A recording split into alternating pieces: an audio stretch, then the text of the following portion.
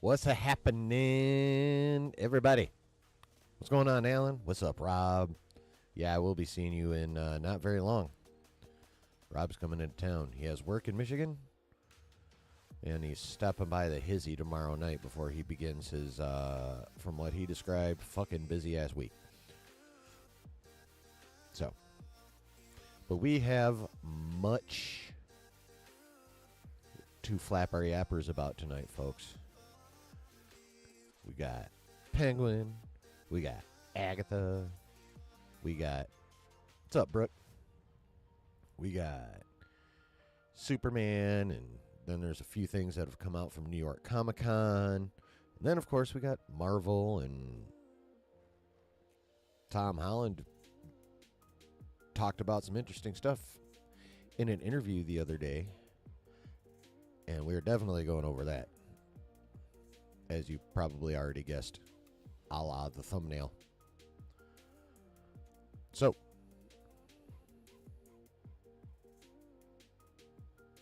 fill your cups, light your smokes, because we're about to get nerdy.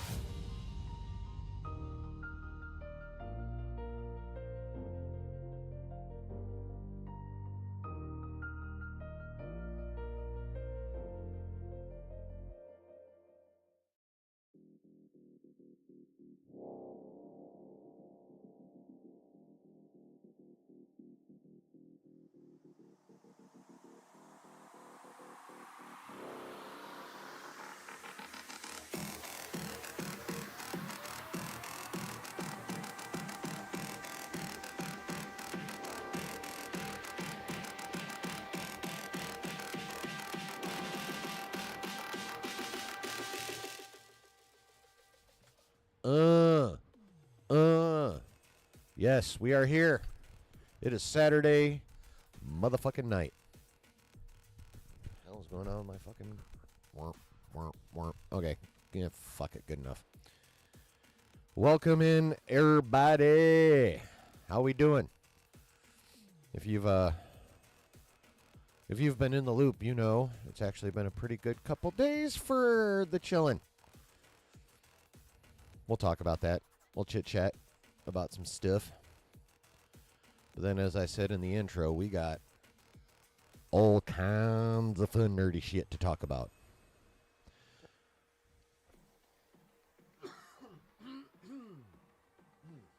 Excuse me.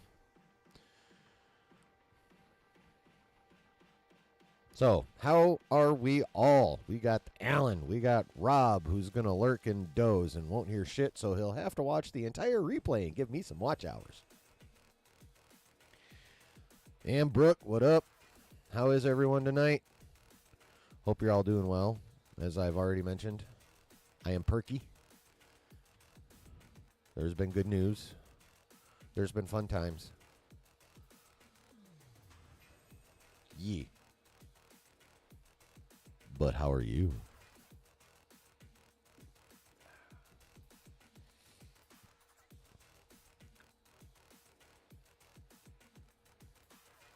How are you guys doing? Doing all right? Finished season 1 of The Punisher, Brooke did. I'm assuming Netflix.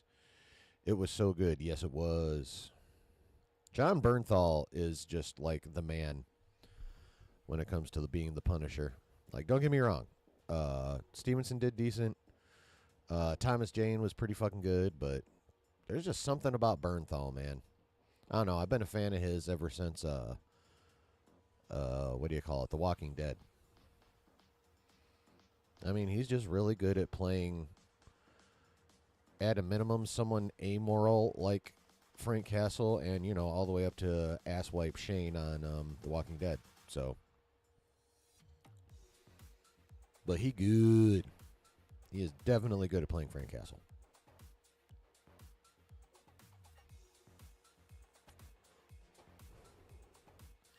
So, anything new in y'all's lives?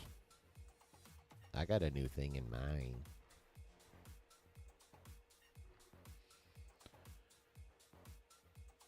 If you've been paying attention since yesterday afternoon in the chats I've been in and whatnot, then you already know what I'm about to say. But if you haven't, but you're aware that I've been looking for a job for a while, well, the search is over. I got fucking hired yesterday. Not sure when I'm starting because they have very small orientation classes and they only have them on Mondays. So I may or may not be starting this Monday. More than likely not. It'll probably be the following. But you never know. And also, the bottom line is, even if I got to wait, I'm still waiting for a guaranteed job with an actual regular paycheck and all that kind of fun shit. Brooks says Tom Holland is set for life with all these future contracts with Marvel. Yeah, he's set for life. Any children that he and Zendaya have will be set for life. Their children will be set for life. And probably their children's children will be set for life. He is about to make so much money off of Disney and Sony. What's up, Brady?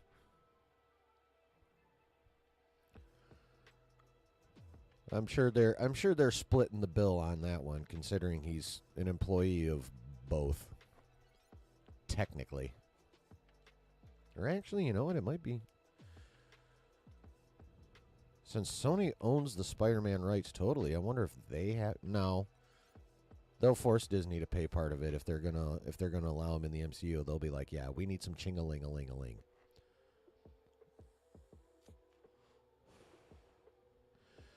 Yeah, Brooke, 3 more Spider-Man films. Doomsday and Secret Wars, yup. Plus one other unknown film. Because we know we know 4's coming up. But then in the extension, he's got 5 and 6. Like you said, Doomsday Secret Wars. But there's one more that we don't know shit about. Nothing. I'm very curious as to what that's going to be. What's up, Travis? How you doing? Yeah, I've seen that stuff floating around, Brooke. The only one... Let me rank them in order, my personal order of likelihood. Wanda, Thanos, Hydra Cap. And I would fucking love to see Hydra Cap. I love the, what is it? Is that Dark Reign? No. Dark Reign is when Norman Osborn was the head of S.H.I.E.L.D. and changed it into Hammer, and yeah.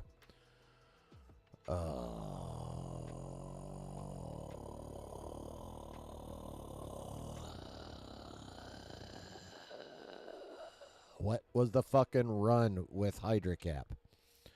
That ended up showing that he was literally behind Civil War.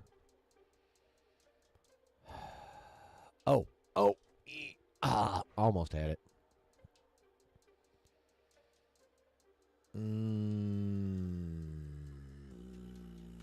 Secret Reign? Secret Reign, I think. I know the word Reign's in. I think it's Secret Reign. What's up, Matthew? Welcome back. But yeah, I would love Hydra Cap. Because Secret Reign is a fucking dope-ass story. I haven't actually read it, but I've listened to Rob's videos on it. I want to read it. Like, I want to read all these dope-ass stories at some point in time. I mean, don't get me wrong. Rob's videos are amazing, and you get all kinds of cool shit out of them. But it's still not the same as reading them, because let's face it, Rob is summarizing. So there's some finer details that he does not include that would probably, while not 100% maybe necessary to the story, which is why he doesn't go over them in his videos, would still be cool.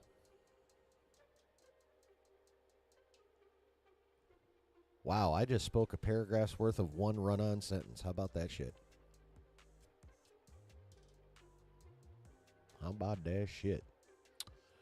Matthew says the following. I got Alien Romulus on digital, but not much else is new. Did you see it in the theater? Rent is way too much, and so are groceries and internet, and I'm lucky to have what I do and live in a mostly clean and safe town in the USA. Yeah. Yeah, many things are way too much and have been way too much for a while. I mean, it's only really been 3 years since we came out of the pandy, like, all the way.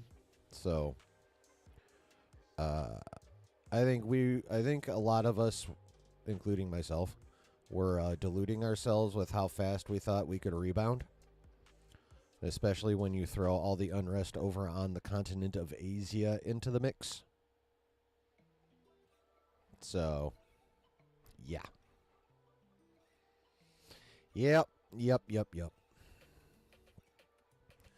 Brooke says there's a pic of Null from Venom leaked. Yes. Holding all black. Ugh. And a short voice clip from Null. I will annihilate your world. Yes, Andy Serkis. Yeah, he sounds amazing. Hydra Cap is basically Cap in some alternate time. Well, yeah. Yes, it was an alternate timeline. See, what happened was the Red Skull came into possession of a cosmic cube. And I'm not sure if you're familiar, but TLDR and a cosmic cube is they are a chunk of shit. I don't know. It's somehow a chunk of some kind of cosmic energy, the source of which I can't recall. Ends up taking a cube shape, and if you have control of one, you can do whatever the fuck you want. Well, a chunk of a shattered cosmic cube turned itself into a little girl, because they turned themselves into a humanoid form to communicate. And went and saw Red Skull because she was a shard of a cube that Red Skull used to have that ended up being formed into another cosmic cube along with a bunch of another shards. And when it tried to get used, it exploded, but the one that knew Red Skull reappeared to him. And so he's like, ooh. So he convinced her to rewrite reality to where instead of... Or basically to where Hydra got to Steve Rogers as a child before he went through the rest of his life and did all the Captain America stuff. It's basically how that worked. And then, mass chaos ensues. Technically, he was behind Civil War, like I said. That comes to light in Secret Reign. Or Secret Empire. That's what it is. Secret Empire. And then, it finally comes out, takes over, sets up all kinds of heinous shit, takes over for a while. Yeah, it's a dope-ass fucking story. I mean, of course, it ends up getting fixed in the end, but, yeah, it's pretty cool. At a minimum, I would watch Rob's videos on that, if I were y'all. If you haven't read it already.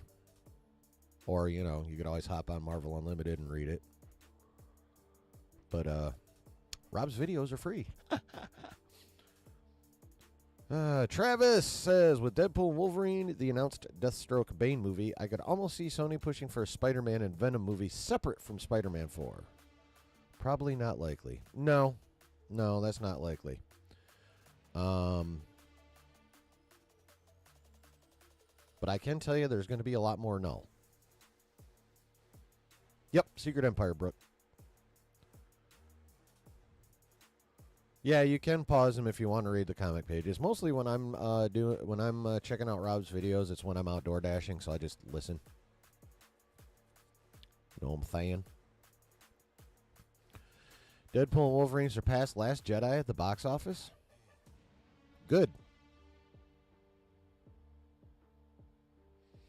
Andy Serkis is very good at changing his voice for different roles. That's the best part about him. Yeah, he's quite a talented actor, voice actor, what have you. I mean, the homie is like, he's like the mocap OG. Like him and doing Gollum. That was like the big jump off for that shit. So, yeah, Serkis is a pretty talented individual. His direction of Venom 2 wasn't wonderful. I don't hate Let There Be Carnage anywhere near as much as a lot of people do. I'm actually going to be watching it here pretty soon because Venom 3 comes out in 5 days. And I, for one, am stoked. I don't really care what all the yellow hullabaloo is. I'm stoked. I am ready for Venom 3. I'm not going to call it by its actual title because I still think that's stupid as shit. But, yeah. Oh, yeah. It's out there. Did I? I wonder. Let me. I may have bookmarked it on the Twitters. Let me pull up my stuff and see. Well, actually, I have to have it pulled up anyway because I have a bunch of shit bookmarked for tonight, too. See if that's one of them. See if that's one of them. No. Oh, hello, Sydney. Oh, yeah, we got to check that out, too. Hopefully Warner Brothers doesn't smack me for it because they're dicks. No. Okay, there's a... Oh, yep, there it is right there. I bookmarked it. Okay, so let's... Where's my musica? Musica. Okay, pause musica. Turn that up. Put my headphones in because I want to hear the shit. So we're going to listen to this.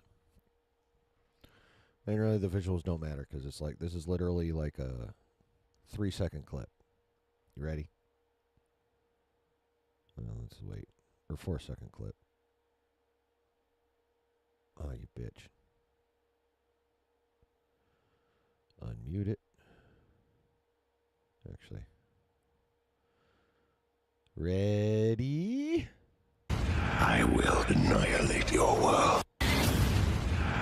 I will annihilate your world. I will annihilate your world.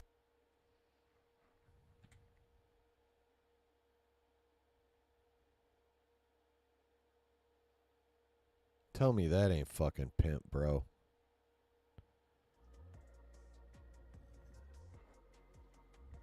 Tell me that ain't fucking pimp. We'll argue. I'll just tell you you're wrong, because that was fucking pimp.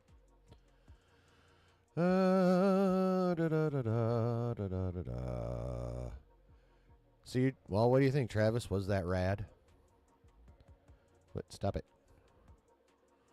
Seeing people tweet about it. Read Ultimate Invasion? Yeah, I've heard that was good. Matthew loved the first 15 issues of Spider-Man from the first run. Wow. Still have to read the rest. The Lee Ditko run goes up to issue 38? Question mark? I have no idea. Then Romita Sr. takes over drawing the comic. Cool. My wife, Mrs. Chillin, my babe, says, Chillin won't mention it since it was 6 days ago, but his birthday just passed. Everyone say happy birthday to Chillin. Thanks. By the way, yesterday was hers, so throw her some love in there too. Bitch. I love you. Wow, Boston Herald used to reprint the original Spider-Man issues each Sunday, so you read them that way? That's dope. Oh, thank you for the birthday wishes. Travis says, really hoping Eminem contributes to the soundtrack on this one. Yeah. I mean, the song off the original soundtrack was dope.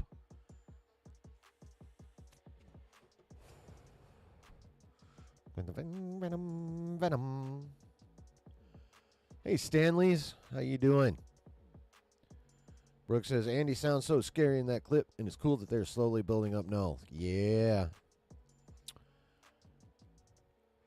I feel lucky we're going to get a buildup of Null and Doctor Doom. Yes, I agree.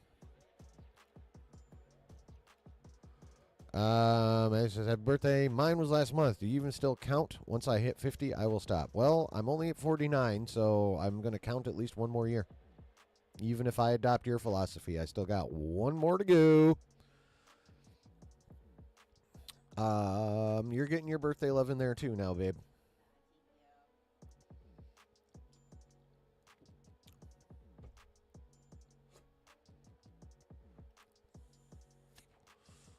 All right. You guys got any more little chit chat, or shall we get into the goods? Travis says, if that's real, he sounds a lot like Snoke, but that isn't a bad thing. No, it's not actually. I'm curious how Null will interact with Venom, likely through a dream or hive mind vision. You mean in The Last Dance? Which I already said I wasn't going to call it, but just did because, clarification. God damn it. Is that what you're talking about? Yeah, because he's not... We're going to see him for not long in Venom 3, and he's not leaving Clintar. I don't even think he leaves the throne. Not 100, but yeah, it'll... I'm pretty sure... Well, if not through a dream or hive mind vision, he could communicate to him directly through one of the dragons. Actually. Like he could speak through one of the dragons. Brooke says Dr. Doom is a cool super genius villain who is just very good at getting what he wants. Yeah. Null is a super evil, dark cosmic villain that will try to destroy the universe. Yeah, what more could we ask for?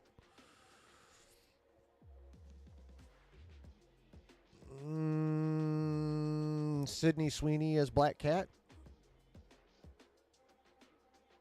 That would be good. Would Black Cat have a massive impact on the MCU? No. But she would on our eyeballs. Did I see the Creature Commandos trailer? I did not. I saw that it's out. I have not watched it. I'm thinking about maybe all watching it together, but on the other hand, Warner Brothers has a reputation for being a massive bag of dicks, even though they're essentially getting free advertising for all of us who watch this shit. So I don't know. You got one more happy birthday, love. Brooke says, I want to see Euphoria. The only Sydney Sweeney show I've seen is the first season of White Lotus. I heard Euphoria is good. Yes, I've heard good things about Euphoria as well. I actually haven't seen her act. Except in that Dr. Squatch commercial. I think it's Dr. Squatch body wash. Dr. Squatch? Is it Dr. Squatch? I think it's Dr. Squatch. But I've actually heard she can act, so that's even better. I mean, don't get me wrong. Eye candy is one thing, but, like, talented eye candy is obviously better.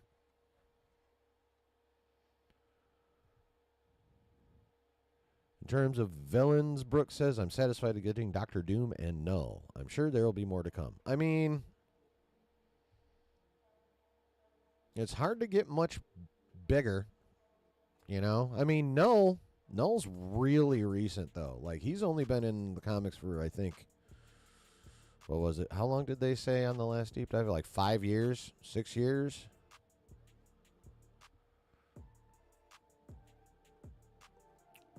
So, yeah, he's like a newcomer to actual Marvel. Obviously, Doctor Doom is not new. But yeah, they're both dope-ass villains. I'm pretty stoked for both of them. The Stanley says, if you're into sex, drugs, and mental breakdowns, then watch Euphoria.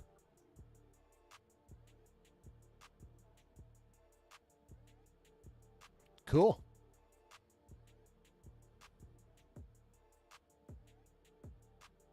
I am into sex, drugs, and mental breakdowns. Kind of reminds me of me. Travis says the cheap route would be Null simply looking through a portal, talking to himself. But a scarier idea is he somehow pulls Eddie to Clintar, and the last thing we see, Eddie get killed. I mean, that's definitely a possible ending. There's a fair chunk of rumors going around that somehow he and Venom are going to end up in the MCU. Or at least Eddie will. See, here's the thing, though, is the SSU Venom doesn't have to make it into the MCU with Eddie. It just has to be Eddie. Because No Way Home post-credit. As long as that little dab of Venom symbiote is still hanging out in the 616, Eddie Brock can still become Venom. And you know the second he shows up, that little fucker's going to home in on him. Probably been, going from person to person, hitching rides for however long it's been in the timeline from then till now. But, yeah. The SSU Venom symbiote specifically does not need to make it to the MCU. You just need the Brock. That's it.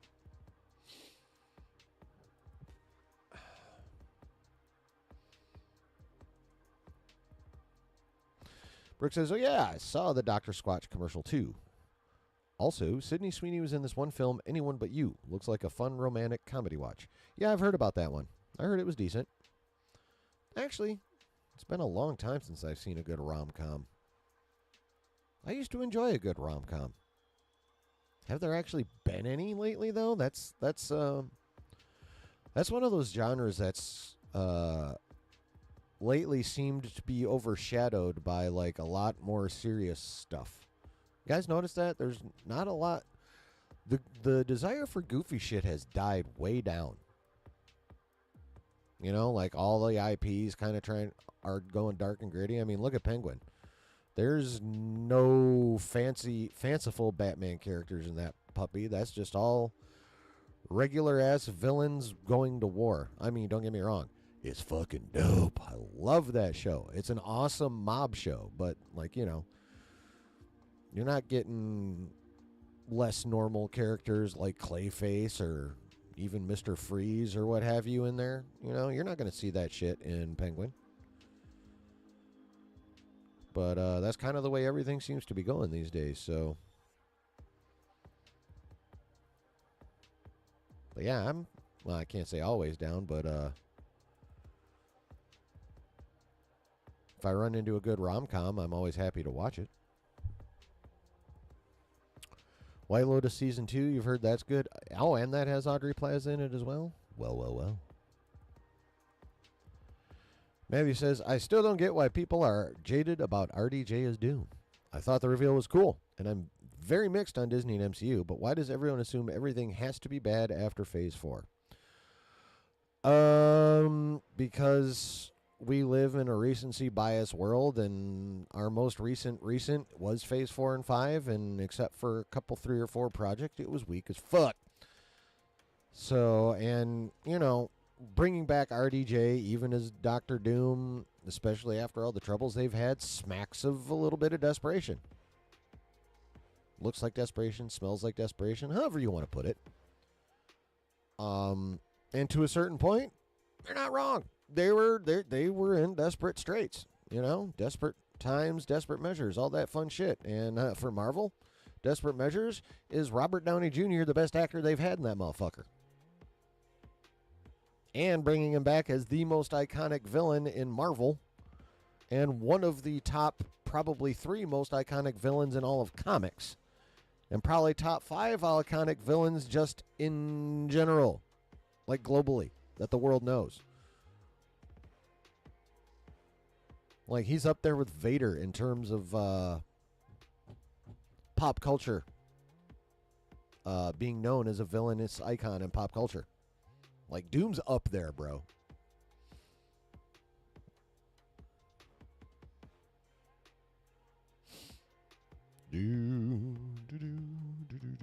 But yeah, that's why. Recency bias. I actually do have a whole video about people's negative reactions to RDJ. Yeah, it's in my videos. It's, I think, the other than the two I just dropped recently, it was the last one I did. So it won't be hard to find. Should be the third one down. You should check it out. Travis says, as much as I don't want a new Eddie, the idea of Venom finding the MCU's Eddie and we reveal someone like Alan Ritchson could be cool. Yeah, Alan Ritchson for me is too big to be Eddie Brock, though. Like, I mean, don't get me wrong. Everyone in comics, except for, like, you know, except for they not supposed to be, like Bruce Banner's supposed to be scrawny and Spider-Man's supposed to be ripped, but scrawny. Yeah, we don't need someone Alan Ritchson's size to play Eddie Brock. If I'm bringing Alan Ritchson into the MCU, I'm looking at, like, well, since they've already cast Sentry, I would be looking at Ritchson for, like, Hyperion, or, you know, bringing in the She Empire and make him Guardian.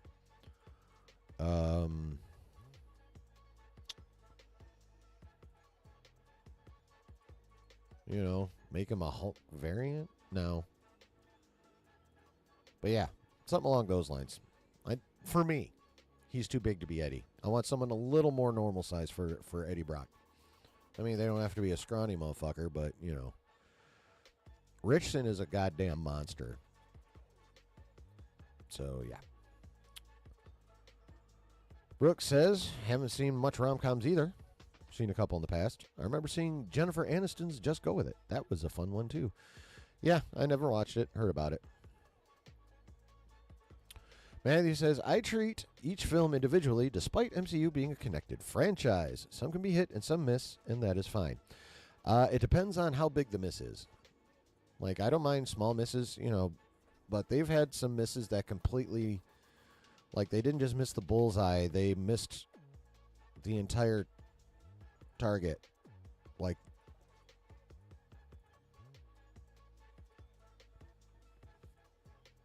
if this hat is the target, they shot my fucking elbow with some of that shit. Like Love and Thunder and Quantumania and Secret Invasion. So, small misses, cool. Big misses, blah. Stanley says, Glenn Powell is Sydney's co-star in Anyone But You, and the chemistry was so fire, people were speculating they were dating, but they were both, at the time, in relationships with other people. You know what? Now that you mention that, I do recall seeing stuff about that. Like, their performances were definitely lauded, as they say.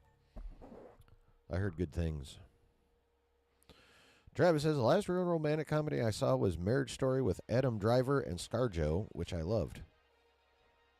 Never even heard of that. Didn't know it existed. Didn't know Adam Driver and ScarJo were in it, and I like both of them. We may have to watch Marriage Story, love. Yeah, it's got Kylo Ren and Scarlett Johansson in it.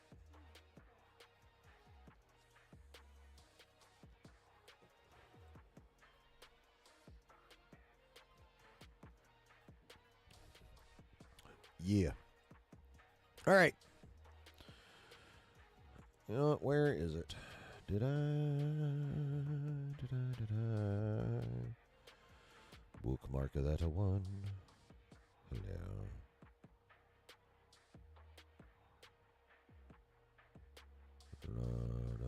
Huh. You guys want to see something funny?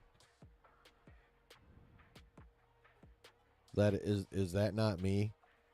Can you guys not see me with that in like a quarter century?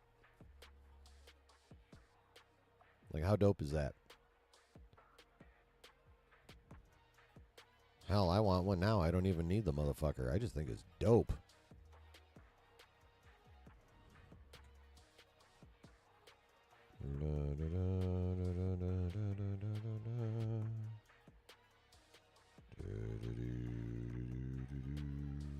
Did I not? If I had, it should be up here. I may not have. Or was I farther down than I thought? Oh, no. There it is. Shalt we risk it? Actually, you know what? I don't want to watch it on fucking Twitter. I want to find it on the tubes. I'm going to find it on the tubes as soon as this shit starts working for me. Creature. Yep. Only had to type in creature. Okay. Right, pause. Unmute it. Maximize. Oops. Oh, wait, I can do that over here.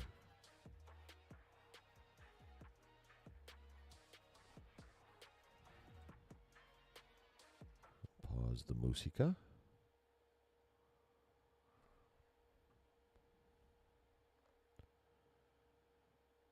What's up, Quest? How you doing?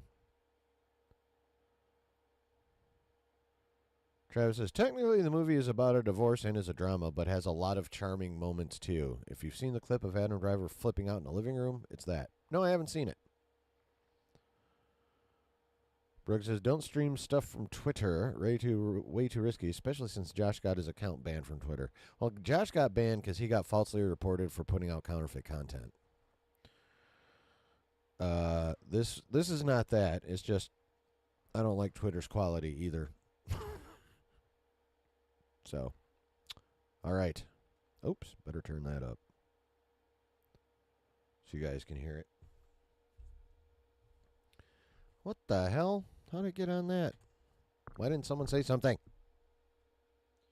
Come on, chat. You're supposed to have my back with this shit. All right. Let's do that one. Hey, it worked.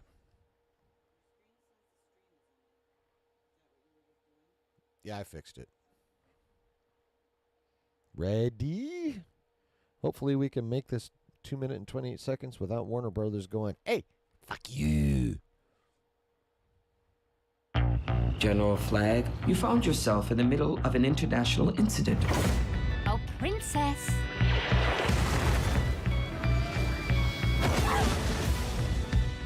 The United States is in the business of saving the damn world by any means necessary. What in the holy hell? Congress said we can't use human prisoners. These assholes aren't human. Do you understand me now? Who is she? We call her the Bride. I was born here. Who's Jason and the Argonauts? That's Dr. Phosphorus. Why are you doing this? It's business. Sometimes I feel a little mad. What is that thing? The Weasel. We know it has what it takes to survive. That's Nina Mazursky. Daddy? Last one is G.I. Robot. Cheers to the Tin Man.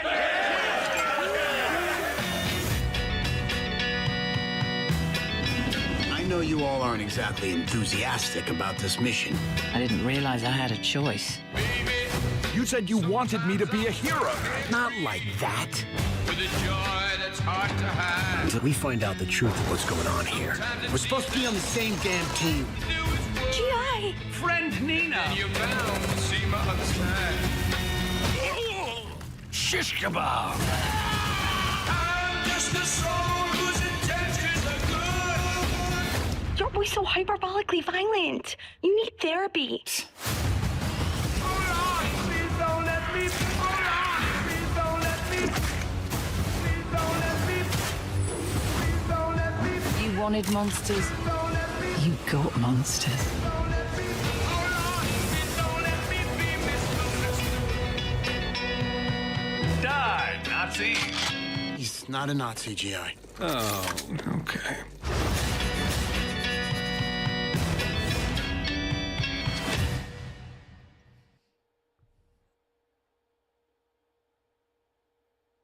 All right. There it was.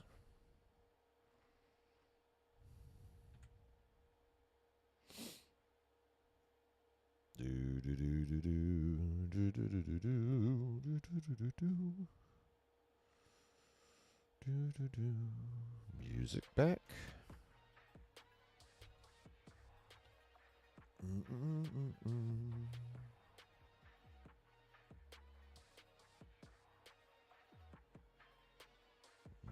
Do that. Oh, hey, good. I'm still on. Just checking. Yep, faults reported, quote unquote, Justin. That's correct. Brooke says, I'm definitely going to check out this animated stuff. Stanley says, Bride of Frankenstein? Yeah, looks like it. Because I'm pretty sure we saw Frankenstein later on in that, too.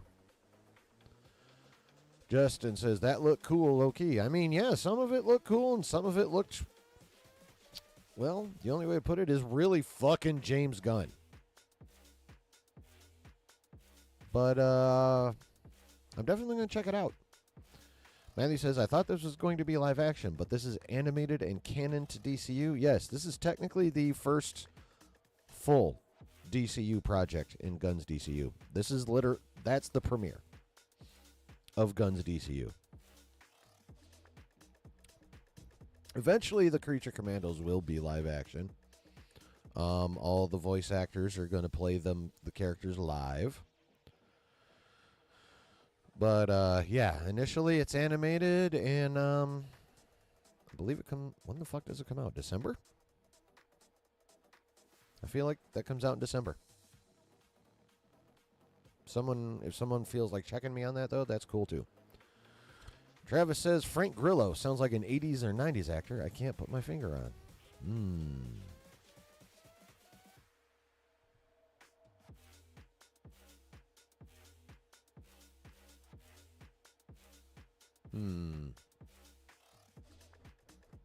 Yeah, I got nothing.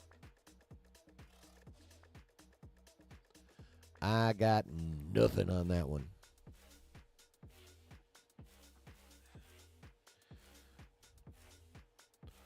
Travis says, wait, I got it. That was all me. Excuse me. He sounds like a mixture of John Cusack and Albert Brooks, Marlin from Finding Nemo.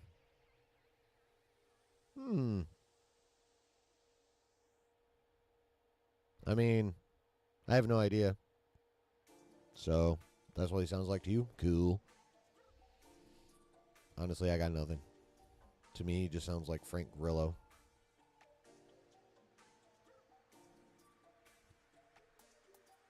What the fuck is in my eyeball? God damn it.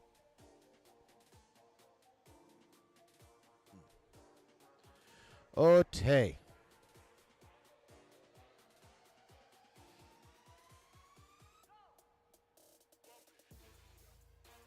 Oh. Well, here's a little bit of live action-y type stuff for you. At the New York Comic-Cons, James Gunn says Rick Flag will appear in Superman and is a major character in Peacemaker Season 2.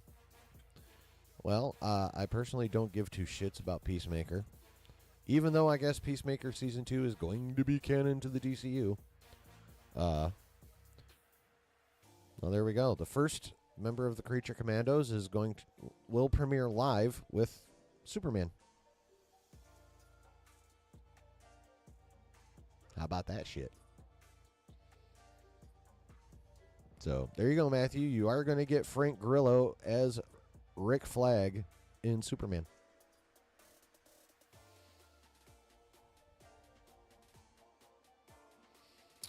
Travis says, unironically, that trailer did a better job of establishing who some of them were than the 2016 one did with its team.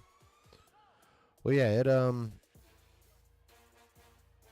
we got introduced to every single damn one of them, got a quick little rundown of who they are, and then got to see them in action. So, that's definitely a comprehensive trailer. Cannot fault it for that.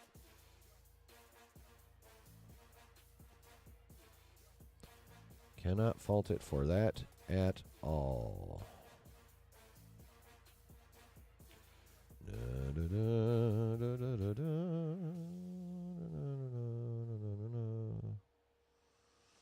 Where is it? Hello, Brooklyn.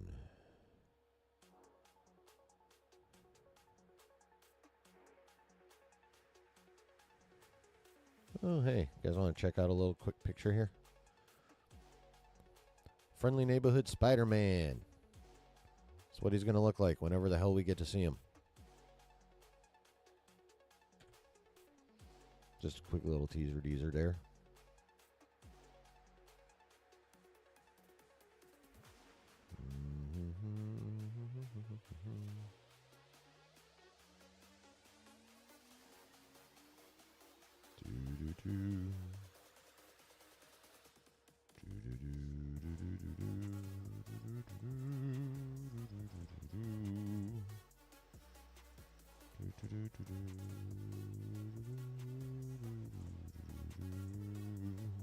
Okay, that's that.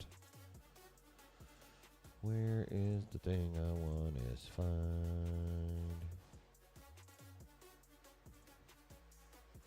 Where is the thing I want to find?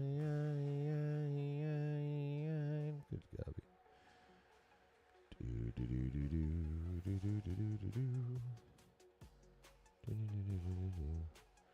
The shit. Would it be back this far? Shouldn't be back this far. What the hell? What the fuck is going on with my bookmarks?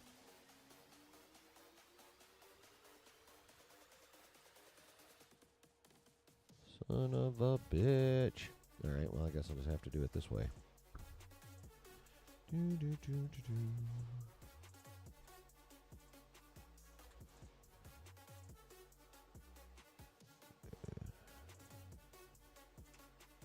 Okay.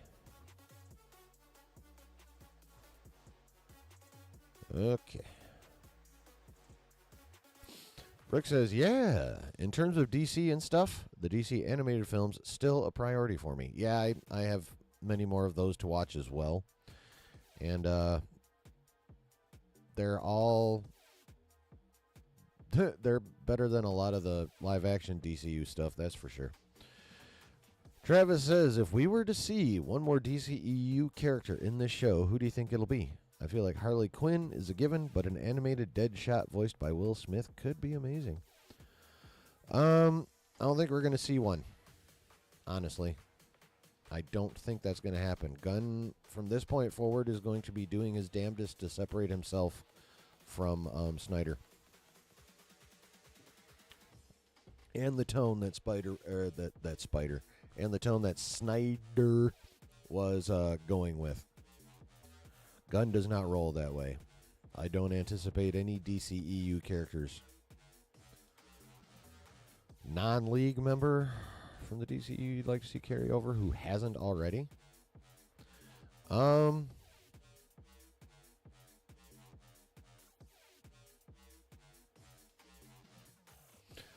Now, if you're including the CW stuff in the DCEU, then I would love a live-action Green Arrow. Not the homie that played him on TV, though. Because lately it seems he's been a bit of a dweeb. But, yeah, I've always been a Green Arrow fan. Probably because, you know, he's basically comic book Robin Hood, and I've loved the Legend of Robin Hood since I was a kid. So, yeah. So, yeah, I'd love to see the Green Arrow.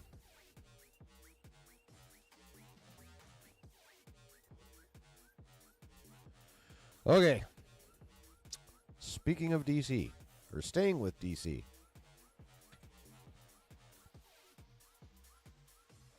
From the Gunn himself. Crypto arrives on screens in Superman this summer. Crypto was inspired by our dog Ozu, who we adopted shortly after I started writing Superman. Ozu, who came from a hoarding situation in a backyard with 60 other dogs and never knew human beings, was problematic to say the least.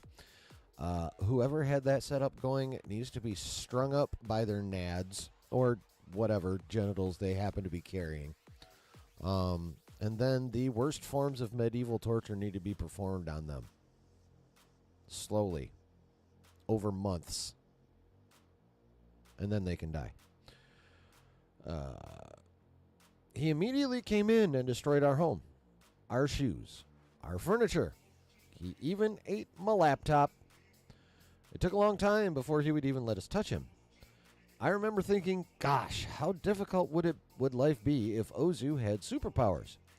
And thus Crypto came into the script and changed the shape of the story as Ozu was changing my life. What better time to debut the not-so-good good boy Crypto than hashtag Adopt a Shelter Dog Month, which I am totally down for. By the way, Ozu today is fairly often a very good boy. Hashtag Superman. And of course, we were greeted by this moving image of Superman and Crypto chilling on the moon.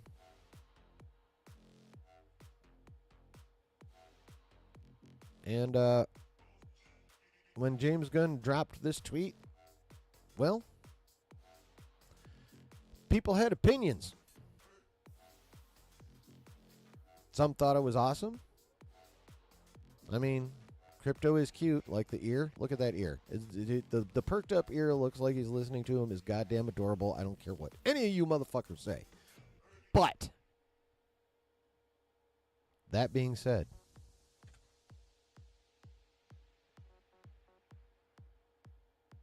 some people are mad that Crypto is not a Labrador, since even though he has been a scruffy white dog in comics, he has spent a vast majority of his time in comics as a Labrador Retriever. So a lot of people are pissed that he does not appear to be a Labrador. Or it doesn't appear that they're going to use a Labrador. It appears they're going to use whatever that dog is. Now, that could change, but I doubt it. So that's a thing.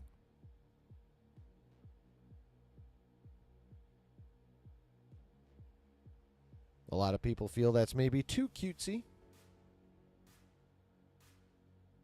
So that's the thing. So a lot of people are panning this choice for a wide variety of reasons. But here's one that I really haven't heard anybody bring up, and this is why I don't like it. And it's really, really simple. I've never loved the concept of super pets. Not even when I was a kid, when most people would think you'd be like, yay, a dog that can fly, whoop, whoop. No, I never liked super pets. They were a distraction from the superheroes that I was there to watch. I mean, will I deny that they're cute? No. Will I deny that there are plenty of people out there who dig super pets? No. I know there are. Those are the ones that are arguing over what kind of dog he should be. But they're arguing because they care about the fact that Crypto is being included, and they love it.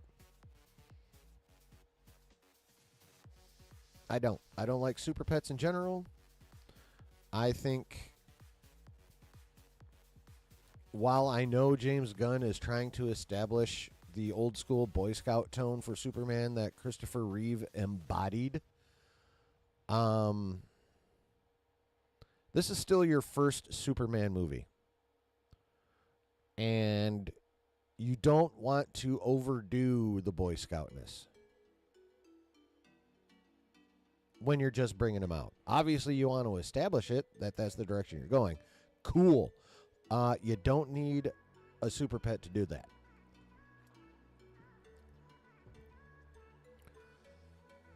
I mean, from some of the set pictures, it looks like he will be literally doing old school Superman shit, like getting cats out of trees. You know, stopping purse snatchers, that kind of shit. You know, like Silver Age Superman shit. Looks like we're going to be getting a fair dose of that. Cool. Fine. If that's your vision for Superman, that's the Superman that, like, is the baseline Superman for a lot of people out there. You know? So, that fine and dandy. But for the love of fuck, you got to bring in the goddamn dog, too? Like, you're already going to have a shit ton of characters in there. Like, remember, Gunn has set this up to be already a lived-in universe. There's no origin stories.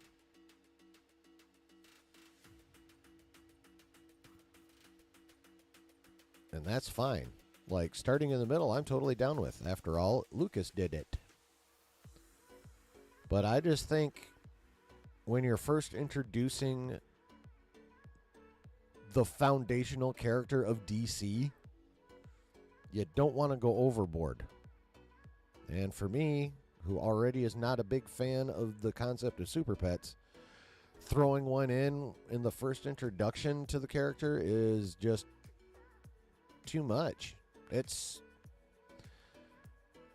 kind of a verification of my main concern with this movie, which is Gunn being too Gunn.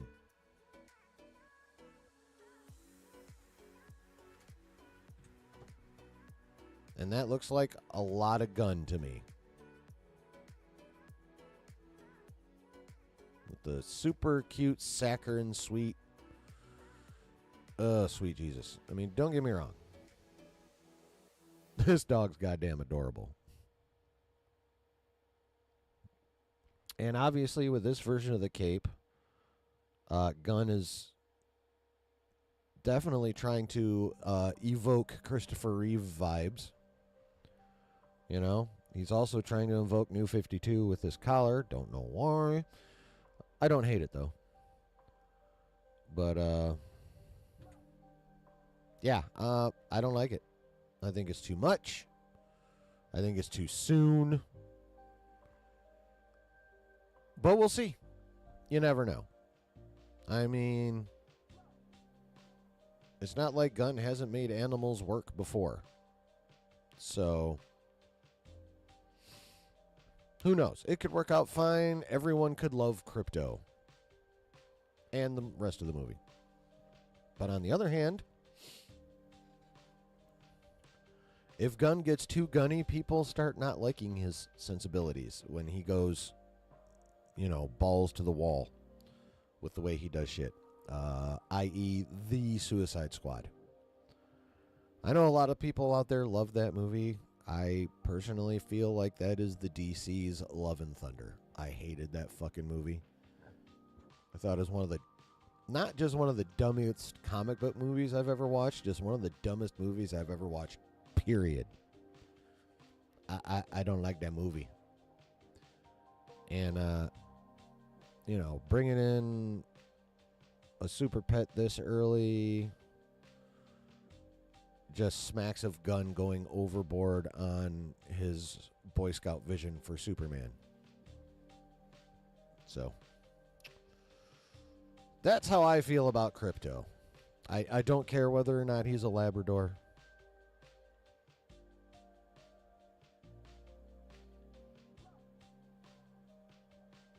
I just think he's way too much. Way too soon.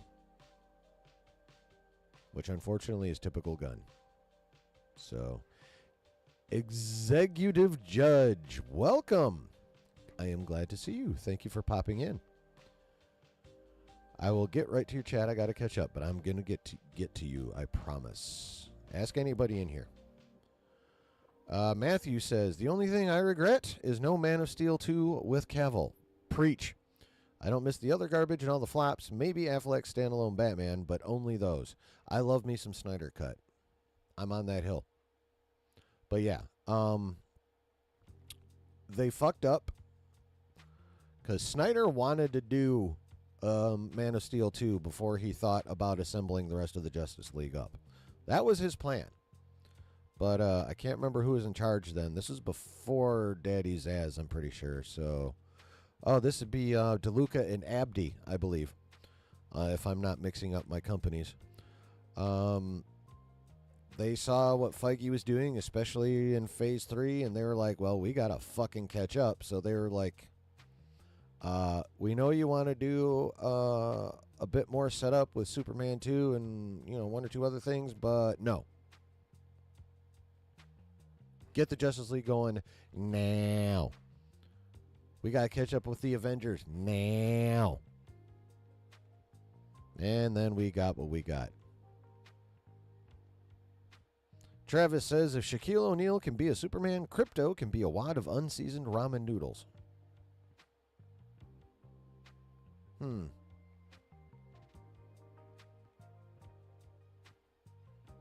O'Neal says Crypto can be a wad of unseasoned ramen noodles. I mean, yeah.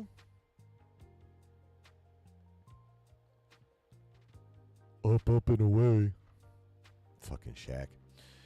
Matthew says, I'm excited for a new Superman and a Supergirl movie. How many Batman movies do we need if Superman fails? We will get 15 more Batman movies. I mean, I'm excited for a new Superman movie. I'm not that excited that it's Gunn doing it, but he's made bangers before that I've enjoyed. But he's also made The Suicide Squad, which, while only one movie, was, for me, that bad. So, now, as for the Supergirl movie, that one I am actually excited for. First of all, I like Millie Alcock a lot. She kicked ass in House of the Dragon Season 1. She was awesome. I like the storyline that they're using where she's, basically pissed off. I think that's going to be cool. So I'm definitely looking forward to that. And we will be introduced to her. If not at the very end of the regular runtime of Superman, it'll be in a post-credit of some kind. We'll get to see Millie Alcock in the Superman movie. For a smidgy, at least. Although I'm sure we'll see her on the internet first, because someone's going to leak a set photo. If at all possible. Although, come to think of it, they've been done shooting for a while. We haven't seen one yet, so maybe we'll make it to July without seeing Millie Alcock in the suit. Who knows? But yeah, if Superman fails, I don't think we're going to get 15 more Batman movies. If Superman fails, I'm pretty sure that'll put the final nail in the coffin of WB being sold to somebody. And they will start right the fuck over again. Is what'll happen. Yeah, it'll be that. Travis says, I completely forgot there was a theatrical Super Pets movie in the past couple years. Yeah, that one was animated. Someone really famous voiced Crypto as well. I can't remember who, but yeah. I remember seeing advertisements for that. For that feature, and because of how I've already told you I felt, I did not give a fuck. Travis continues, it's crazy how films like that, Black Adam, Aquaman 2, Wonder Woman 84, all flew under the radar. Well, Black Adam, Aquaman 2, Wonder Woman 84 didn't fly under the radar. They just all failed. Wonder Woman 84 was horrible. Black Adam was not good, and Aquaman 2 was not good. But Wonder Woman 84 was ass. That was just bad. Brooke says, Love and Thunder made Thor a joke. That's true. Executive Judge, thank you for coming through. I appreciate you once again. Everyone has different tastes, I get. Yes, that is true. That is true. But some people have objectively shitty taste. I could provide a list, but not very much of it has to do with nerdy stuff. So, but yeah. Some tastes are just subjectively shitty. Anyway, Matthew says, if they can avoid Whedonisms and Marvel tone and jokey quips, I'll be happy. But a more bright, colorful Superman could work. Well, see, Gunn doesn't leave that jokey, quippy stuff just in Marvel. He way overdid it in the Suicide Squad for me. Like, that movie was literally Gunn going, okay, how can I take this story and gun it into oblivion? And he found a way. I mean, but I do agree, a bright, colorful Superman could definitely work. I mean, while I love the Snyder Cavill Superman, Reeve is always, the Reeve Superman, Richard Donner directed Reeve Superman is always going to be my top Superman. And, you know, he's like the epitome of the bright, colorful Superman, especially on film. So, yeah, it can definitely work. Gunn just has to keep himself in check. It could be really good. Like, I'm not saying Gunn will, like, is guaranteed to fuck it up. But unfortunately, if he lets his sensibilities get out of control, I can definitely see a scenario in which he does fuck it up. And I do not want that. I am ready for another good Superman movie. You know? I'm ready for DC to fucking be good. Like, I want good DC. I want good DC personally, because I enjoy good DC. I want good DC because it'll raise the level of all comic book movies, the whole genre. If Marvel's kicking ass and DC's kicking ass, shit. That'll be awesome. I would love to go back and forth between the two and go, that movie's dope. And that movie's dope. And that movie's dope. And that movie's dope. You know, give me that shit. Oh, and the shows. Let's not forget. We got Lanterns for the DCU coming on Max, which to me sounds dope as shit. And so far I love the casting as well. So, like, you know, and then if Marvel is about to start having dope TV shows with Daredevil Born Again coming in March, by the way, March 4th, it premieres. Yeah, I'd love to be able to go back and forth, you know, between Marvel and DC in the theater and, you know, between Disney Plus and Max on the streamings and just enjoying everything I fucking watch. I want that shit. We all want that shit, right? We all want that. So I want Gunn to succeed. I just want him to keep himself in check while he's doing it. Otherwise, he's putting the whole motherfucking thing in danger. Know what I'm saying? So, anyway, that's how I feel about it. I know you guys have been, you know, participating in chat, which I thank you much for. The more chat participation I get, the more YouTube may consider recognizing me. Which, by the way, since I'm on the subject, way too late. If you're here and you have not hit subscribe and you're enjoying yourself, or at least, you know, not wanting to throw something at your computer or TV or throw your phone or whatever it is, however you're watching, hit that subscribe button and notification bell. And if you're watching on the replay, drop some comments as well. Let me know what you think about what I think. I want to know. But in the meantime, for those of you who are live, let me know what you think right down there in the chat box.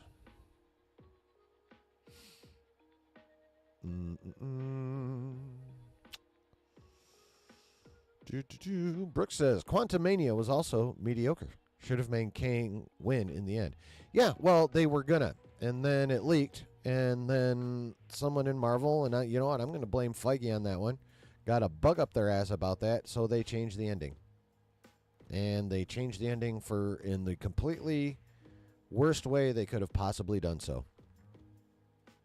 The absolute worst way they could have done it.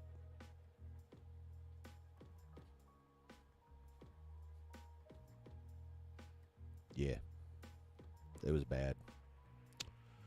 Brooks says the DCEU stuff I like are Man of Steel, Wonder Woman 1, and Batman v Superman, as well as Snyder Cut Justice League. Yeah, I love Man of Steel. First Wonder Woman's pretty good. Batman v Superman is aight, but I don't hate it anywhere near as much as many others do. And I love the Snyder Justice League. I do not like the Justice League.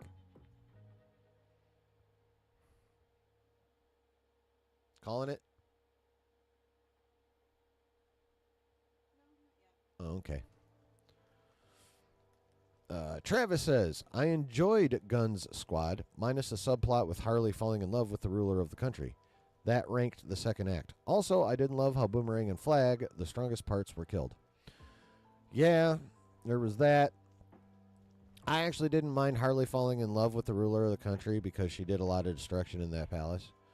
I absolutely hated the vagina starfish.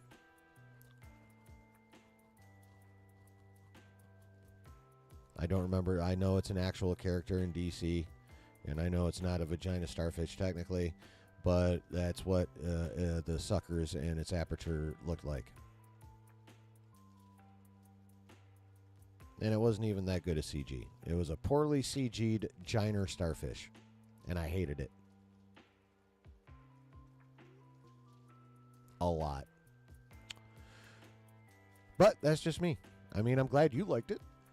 I mean, good on you. You either have more patience than I do or more tolerance or something. But yeah, you have something I don't. That's for sure. Matthew says, I did not like the Suicide Squad. I'm obviously not the only one because it flopped. People think Gun Superman will crack $1 billion. We shall see. None of the Guardians films did. Gun Superman has no chance of cracking $1 billion. Now, I need to verify something I saw before I really go off on this, but I will explain why.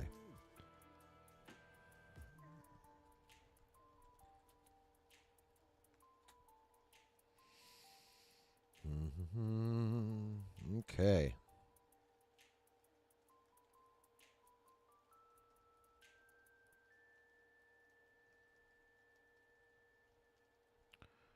So, to begin July, on July 2nd, comes Jurassic World Rebirth with Mahershala Ali and Scarlett Johansson, and directed by Steven Spielberg. People going to be liking that. Coming out that same weekend is a Matt Stone and Trey Parker musical from Paramount, which, oh, by the way, they're working with Kendrick Lamar on that one, so that ought to be interesting. I won't go to theater to see it, but when it hits Paramount Plus, I'm going to watch that shit. July 11th, Superman. July 25th, Fantastic Four. So people are going to be getting their dinosaur on for 2 weeks. Then Superman's going to come out, which will put a dent. Oh, you know what? I should do this. There we go. So Jurassic World Rebirth the 2nd. Superman the 11th. Fantastic Four the 25th. So Jurassic World's going to enjoy a couple weeks of no competition. And then Superman's going to come out.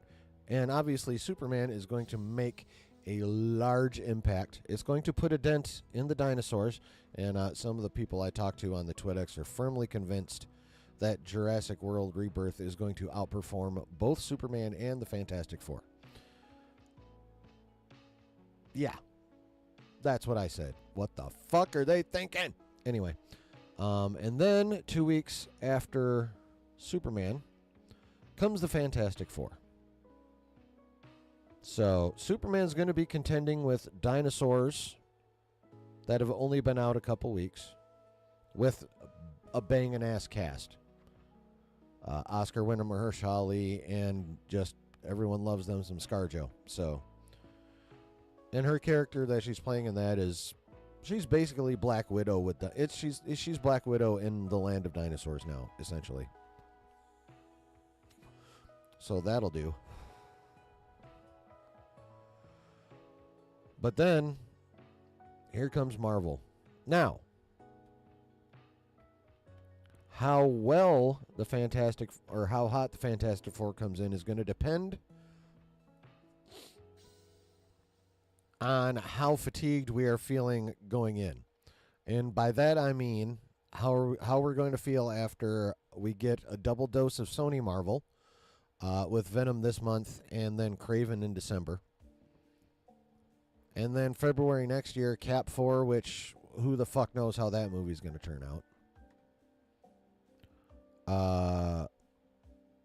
March, we get Daredevil Born Again premiering. So that'll be, if Cap 4 ain't great, that'll be a nice palate cleanser. It won't be in the theater, but it's fucking Daredevil. So that'll be a good palate cleanser, even if Cap 4 sucks. So that'll help. But then in May, we get Thunderbolts. Now,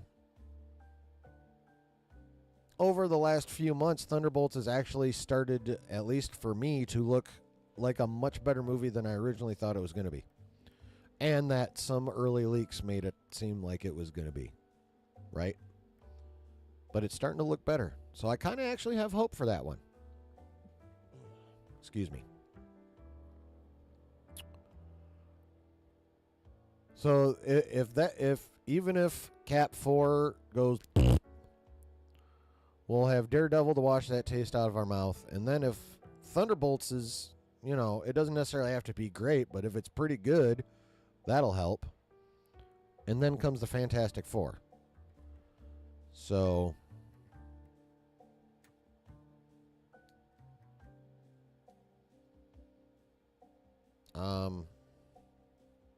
but even if like Thunderbolts and Daredevil can't overcome 2 Sony Marvel movies and an iffy Cap 4, people are still going to go see Fantastic Four because, or at least the sweaties are going to, for sure, in droves, because Doom. Sweaties love Doom. So Fantastic Four is going to get a pop no matter what. There's just no way around that. The question is how big will the pop be? How much will the pop be affected by what comes before it? That's the question. But yeah, between Dinosaurs, which will do well, and then the Fantastic Four, that's not the sandwich I want to be in if I'm James Gunn, DC, and the movie I'm putting out is the first live action cinematic feature in it, and it's the OG superhero, comic book superhero, and it's setting Creature Commandos apart. This is the real premiere of James Gunn's DCU. And it's already being pressured from both sides. So there's no way Gunn's Superman's gonna crack $1 billion. There's just too much pressure around it. If it's really fucking good, and somehow, some way, both Jurassic World and Fantastic Four suck, maybe. Honestly, I think the best it could do, especially if all 3 of these movies are good, 800-900, maybe. The way things are right now, I think it's looking at 600-700 mil. I mean, there's Superman hitting $1 billion is like that 1 in 14 million and however many it was chance for the Avengers to beat Thanos. Except there's no Doctor Strange in this.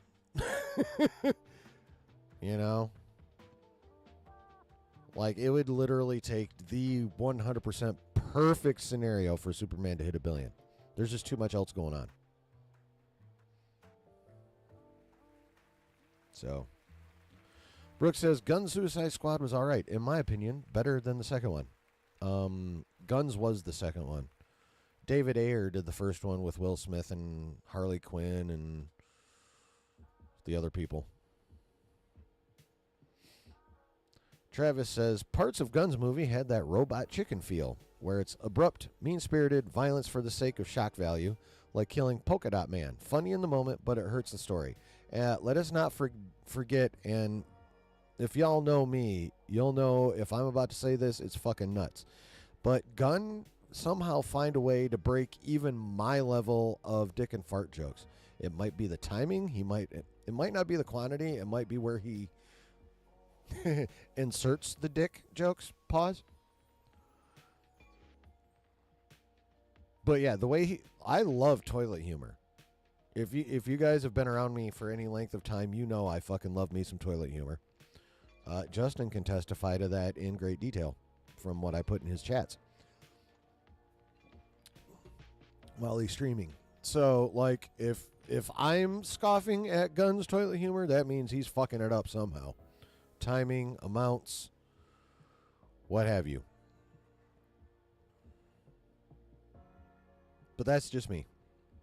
Dub. Matthew says the new Jurassic Park, a.k.a. World, is the guy who did Rogue One, Gareth Edwards. Oh, yeah, that's right. That's who's directing it. I knew there was another big name involved I was forgetting. So, Spielberg's producing it, I believe. I'd totally watch it if it was Spielberg, but it's just like the 6th garbage sequel. Well, see, here's the thing, though. Though a lot of those movies get panned, but I believe the last 3 have all cracked a Billy each. So, Matthew says it doesn't have Opie's daughter or even Star-Lord in it, just ScarJo and Mahershala Ali, Oscar winner. But yeah, it doesn't have Pratt. It doesn't have oh, fuck, what is her name?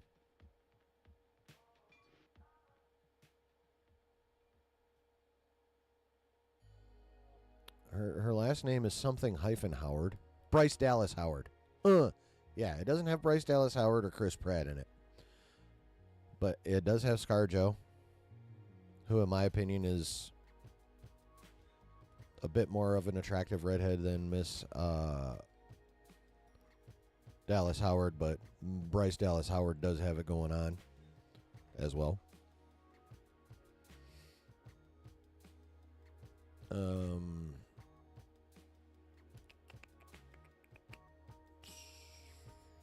So, but I don't think I've watched a Jurassic movie since Lost World. Wait, was Lost World 1 or 2, babe? Or I mean 2 or 3. Okay, yeah, I haven't watched a Jurassic movie since the second one, which I think is Lost World. So, because I just have not cared since. That's just me. Travis says, I think we need to start marketing films as double feature events again, like with Barbenheimer. Because truthfully, I think Oppenheimer would have been a bomb without Barbie. Honestly, I don't think either of those movies would have done quite as well as they did if that hadn't become a cultural zeitgeist thing. I also don't think Oppenheimer would have been a bomb. No pun intended. Don't know if you intended it, but I'm not intending it. Even without Barbie, it definitely would not have done as well as it did.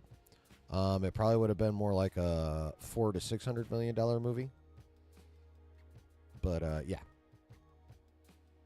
it definitely overperformed for sure.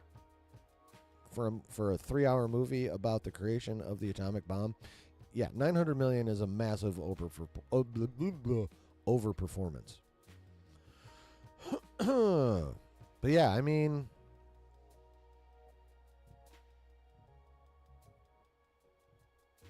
that would also involve a lot of studio cooperation that probably won't happen, even if it does work out to their mutual benefit, just because Hollywood execs are dumb.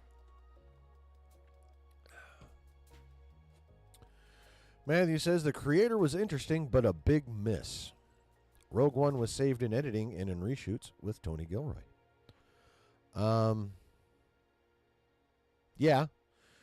Yeah, the creator was. I don't know if it was a big miss, but it was definitely,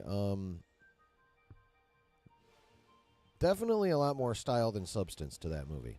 Like, it looked great. Like, it looked just as good as movies that had $120 million more or more spent on them. So, like, massive props to that. But yeah, it lacked. The substance was lacking. Matthew says, and I hated the Godzilla remake. Only the Halo jump scene was cool, but yes, he did set up the universe of all those movies they keep making with Godzilla and King Kong. I'm more of a classic Toho guy. Yeah, I have to actually go way into the way back to get caught up with all the Godzillas. It's something I really want to do, but there's so much to watch out there. You know what I'm saying, bruh? C-Dub says, I had to take a nap after that Mizzou-Auburn game. I went too hard too early today. Haha. Yeah, been there, done that. For shizer. Travis says, it's hard to mess up toilet humor. It is difficult, but for me, he managed it. There's a movie called Employee of the Month with Dane Cook, and Harlan Williams is tossed a blueberry muffin, sniffs it, and says, smells like ass, and it's gold. Yeah, well, like, yeah, that's good timing.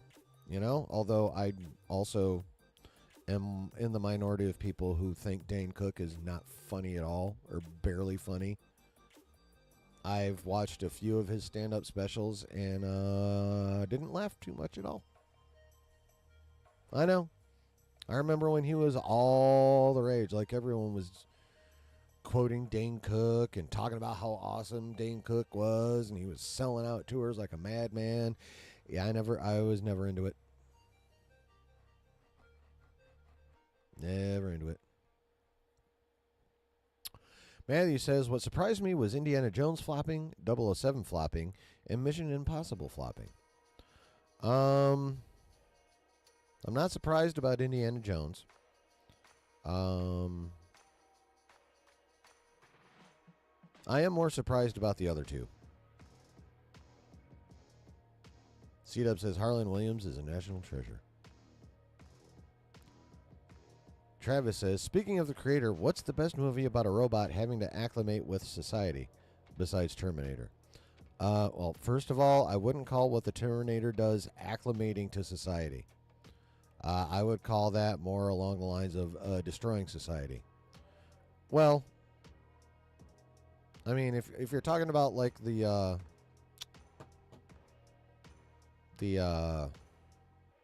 God damn it, Dark Fate one, or the one from T2 that's sent back to, well, I wouldn't really call that acclimation though. The Dark Fate Terminator, I guess you could say he acclimated with society, but you know, for the most part, not so much. The Wild Robot.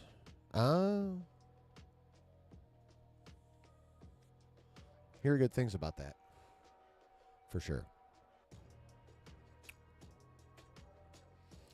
Yeah. All right. So. Do-do-do. Do-do-do-do. Do-do-do. Cool. Cool.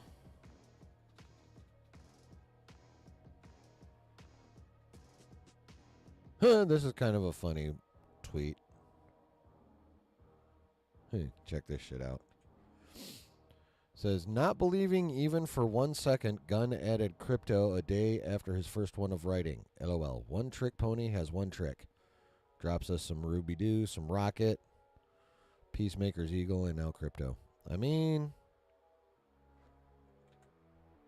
kind of has a point. Yeah, kind of. Get back out of that. Oh, yeah. So, does that cover all the DC stuff I wanted to talk about? I believe it does. Oh,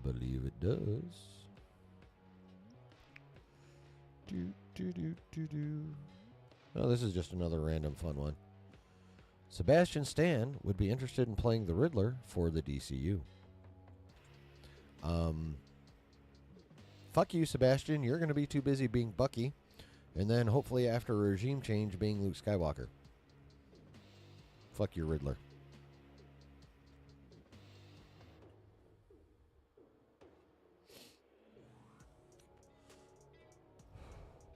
Matthew says, so does the Blade remake happen? Yes. Will it be anytime soon or still with Mahershala Ali?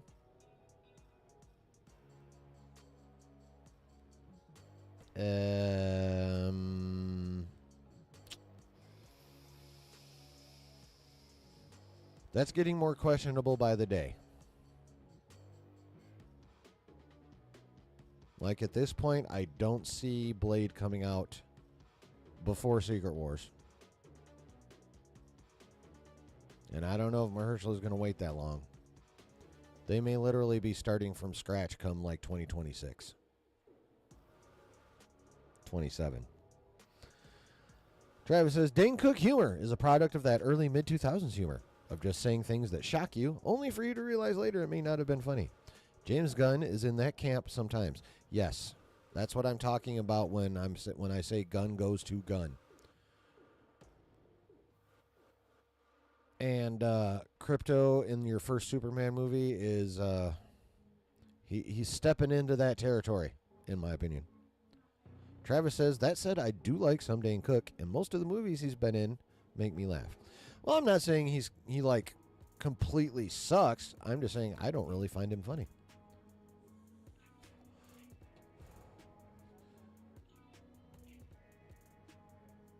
Well, I know it worked really well for Carlos Mencia. Matthew says, every Transformers is flopped except for Bumblebee since the last night, including Rise of the Beasts and Transformers 1. One on the 40th anniversary of G1 has got to sting, but no Peter Cullen. Yeah, and you know what's really kind of fun is I've heard much more often than not that Transformers 1 is good. But the word of mouth didn't get out in time, and yeah, it's not doing well in the theaters at all. What up, Lou? Yo. Travis says, in a wild card universe, I'd like to see Sebastian Stan as Jean-Paul Valley's Batman. We hear about Bruce recovering and build to the big reveal of who he is. Sebastian Stan as the Caped Crusader.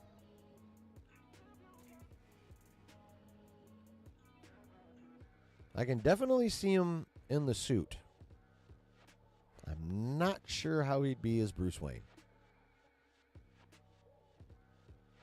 That's that would be my only issue. I mean, I'm not saying I can't completely see it. I just don't know if it works as well as I personally would like. But I can definitely see him in the suit. For sure. Brooke ended up loving Transformers 1. Cool. Manly says, Disney wants to replace Luke Skywalker. They gave his story on purpose to Rey. That movie will be made unless KK retires and they scrap it. Well, right now that movie is still in development hell. They don't have a finished script yet. Stephen Knight's about to dip out and go do some more Peaky Blinders shit because they keep giving him notes back on the script.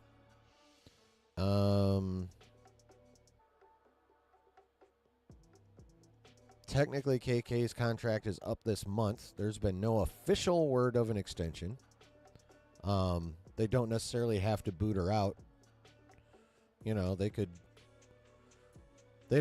announce, or they could do some kind of, 6-month deal or something without really having to announce it. Honestly, I think they've worked it out to where she's gonna... Well, let me rephrase that. The earliest, despite the fact that her contract up this month, the earliest she's going to be gone, and a likely spot for her to go is at Disney or Star Wars Celebration 2025 in Tokyo. They could turn a chunk of that into a farewell party for her. I could see that happening. They drop some announcements, and then the final announcement is thanks for the memories. Bye-bye. And if that is the case, I still plan on fulfilling my promise of twerking on camera to She Gone. So. Matthew also says, personally, I'm fine if they move forward in the timeline and retire Mark Hamill Skywalker. But if they recast Luke, it's not going to wreck my world. Yeah, I would very much like them to go at least a millennium past the sequels. Like, I want everything they've done this far to be so far back in time as to be, like, legendary and, like, only mentioned in the absolute rarest of circumstances because it's irrelevant. Justin says, you mean Lucasfilm wants to replace Luke? Disney doesn't want that at all. Oh, yeah, I don't imagine Iger wants Luke gone. Or Luke's story taken over by other people.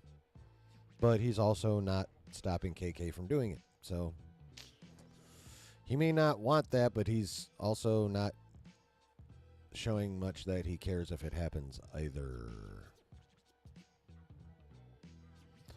Matthew says, I'll always love Mark as Luke and have the memories. I have the old movies until my hard drive crashes and my backups are corrupted, right? I actually still have them on, actually, no. I have the entire saga, even the last three, in a Blu-ray box set that they came out with a few years back. I have that because A, I definitely wanted the first 6 on Blu-ray, and B, I'm the kind of guy that has to have all the shit. So I had to have all 9 movies, even if I don't watch 7, 8, and 9 very much at all. But I had to have them all on Blu-ray, just because I'm that guy. Yeah.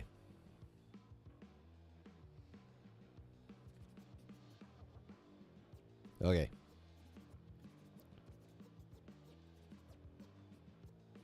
I had to use the can real quick. So I'll be back in a little bit, and then we will talk. What do I want to talk about next? I don't know. I'll figure it out while I'm touching myself. Be back in a little bit.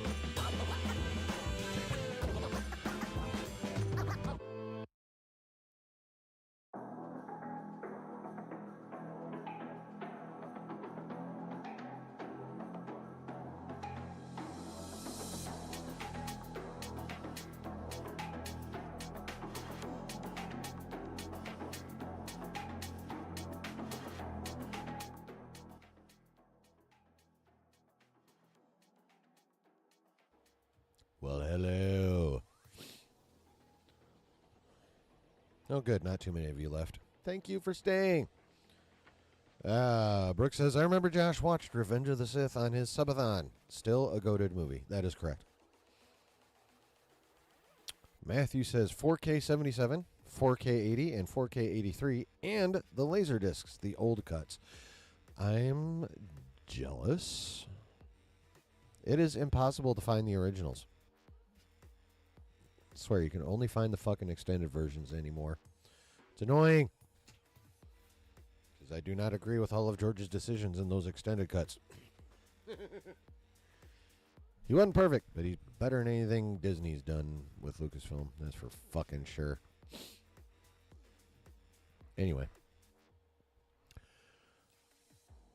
Let's talk about Agatha. How did we enjoy this week's episode of Agatha? Chat. It's participation time. Do you have the original trilogy on DVD back at your parents' place? Nice. Very nice. But yes, chat, what did we think of Agatha? Episode 6. Basically, Billy's story. And what did we think of the return of the boner?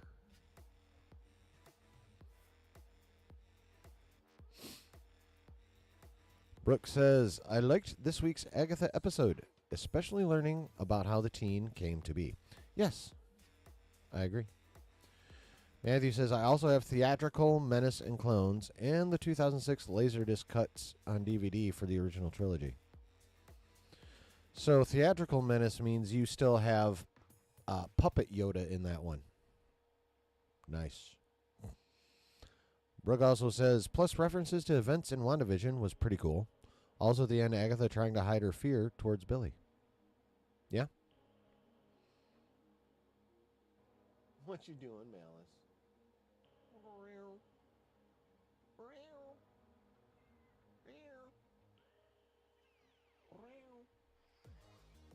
What's up? You want to come up here? Come see Daddy? What's up? Okay. Don't yell at me if you don't want to. Come here, goofball. What are you doing? Fucking cat.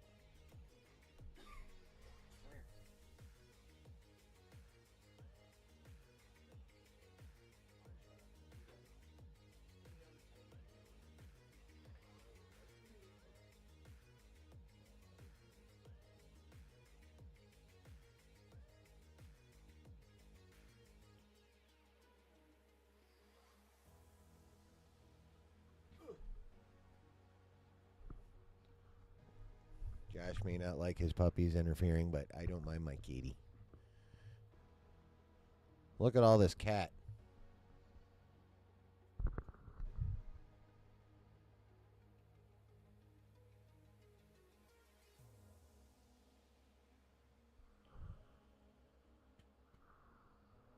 I got a big old kitty.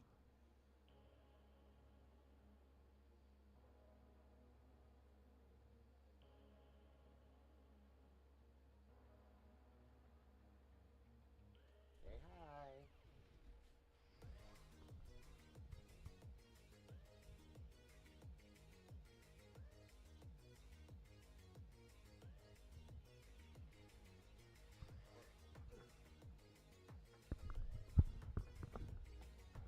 There we go. Yes, Travis, I do agree. Matthew's collection sounds magnificent. Travis says, Phantom Menace Puppet Yoda looks like John Malkovich.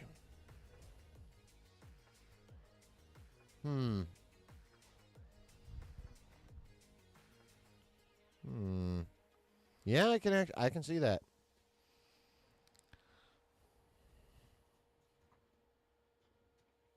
The money, you must pay the man.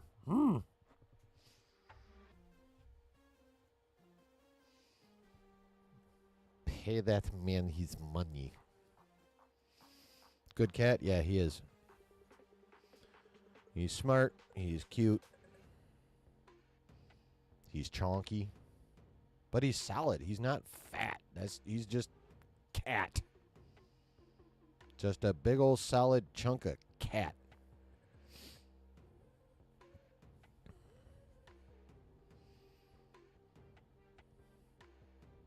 But anyway, I very much enjoyed the Agatha episode. I think they did a really good job showing us who William Kaplan was before the accident. I enjoyed the setup of how the essence or soul or spirit or however you want to put it of Billy Maximoff flew into Mr. William Kaplan. I thought that was pretty cool that Lilia actually has been involved from the beginning, in a manner of speaking, because she's the one that put the sigil on him after she saw his future, and of course immediately forgot about it because that's how putting a sigil on works. The person who cast the sigil doesn't even remember they cast the sigil, which is why she didn't recognize him. But I thought that was pretty cool the way they worked her in at that point as well. The reference to Jen when he's in his bedroom with his boyfriend Eddie. By the way, those two are fucking adorable. I don't care what anyone says.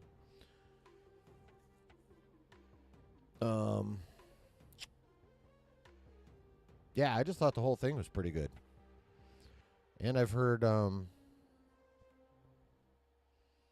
I've seen on the interwebs where a lot of Jewish people were very complimentary of how the religious portion of the Bach Mitzvah was handled.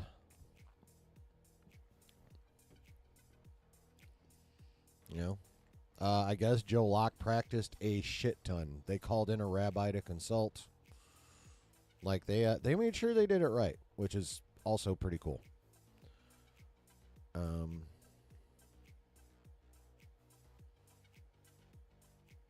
Yeah, Billy's journey to putting everything together. The actors that played his parents did a really good job. All three of them playing off each other after the accident when, you know, this Billy Maximoff and Billy Kaplan's body.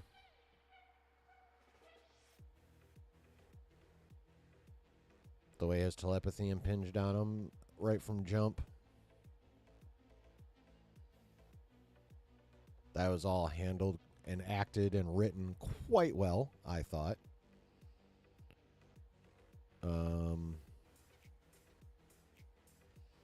Well, the fact that when he walked into the bedroom the first time as Billy Maximoff running the show, there was still like a lot of witchy stuff on the wall. So it's like William Kaplan was already into witchy stuff, like it was meant to be.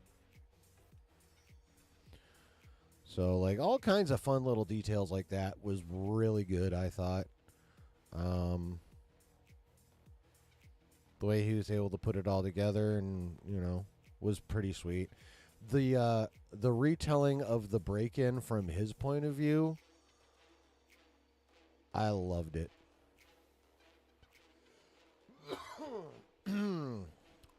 Ms. Hahn actually, like, she was overacting that part in the season premiere. And I honestly didn't think she could overact the part any further and not make me cringe, but she managed it. Like, she put more oomph into that detective part even than she did in episode 1. Pardon me. But it's still, I mean, it was fucking right there. But it still managed not to be not too much. Her having the spray bottle nozzle as her gun, that was fucking hysterical. The shirt was fucking hysterical. Boner family reunion. Come pitch a tent. You know what? Let's talk about that. The return of Evan Peters playing Ralph Boner.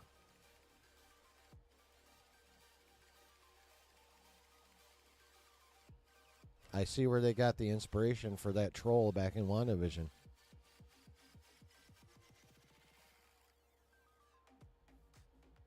Think about it. Evan Peters, Ralph Boner. Fuck you, Jack Schaefer, for that shit.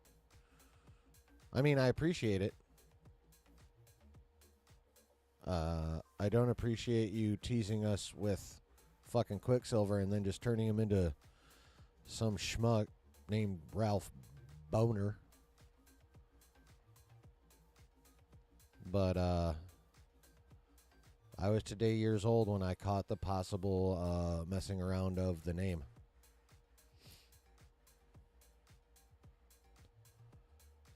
But yeah, teasing us with Quicksilver and WandaVision like that was rude. So when we found out that was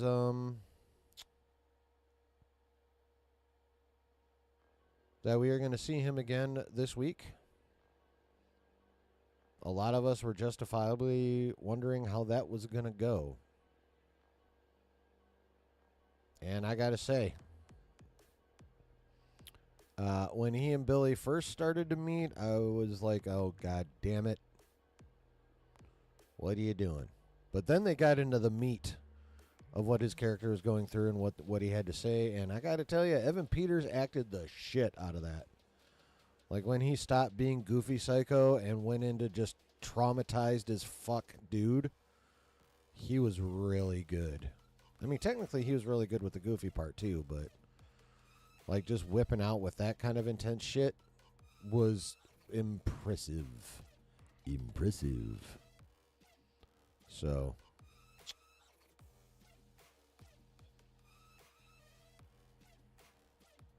I actually didn't mind it. I think while they will never justify the joke, like there's no redeeming that joke.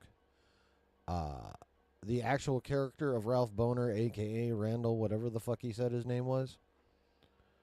I appreciate how they handled his return, for the most part. I think they did a pretty good job. Not an awesome job, but a pretty good job.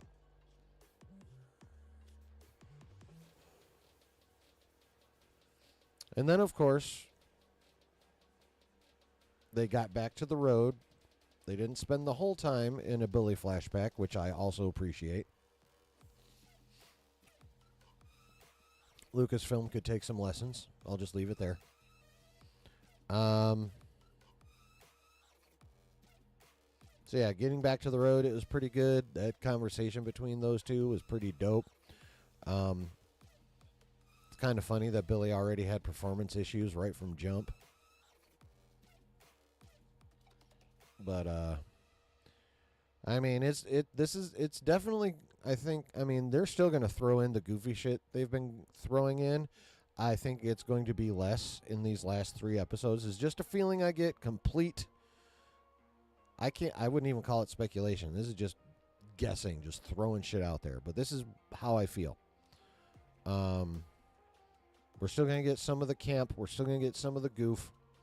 I mean, it's kind of built into the Agatha character, if you think about it. But now that Billy's full wickedness is engaged, well, almost full wickedness, not wickedness, wickedness is engaged, or at least he's like really starting to touch his powers. Pause. I think it's going to get good. Like, I think it's going to get more serious these last 3 episodes. Now, the fate of Jen and Lilia. They're going to make it out of the muck somehow.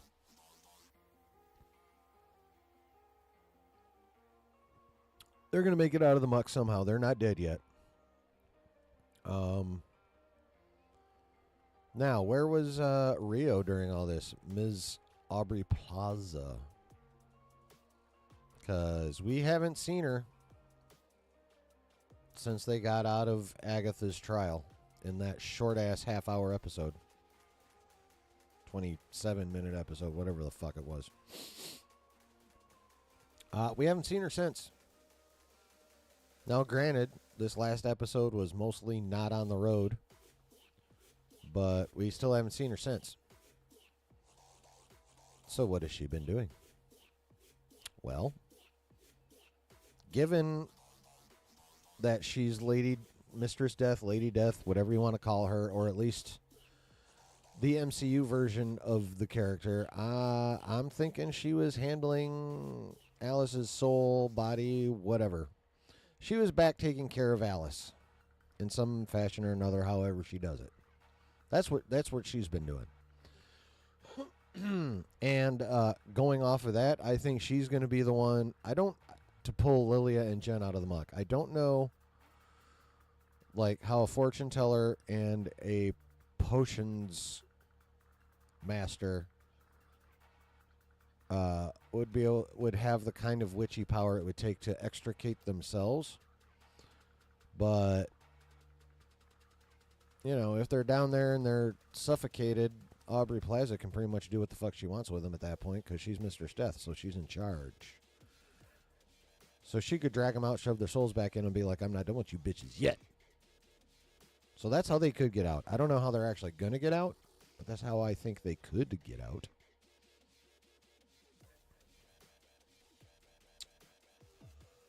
So, but yeah, it's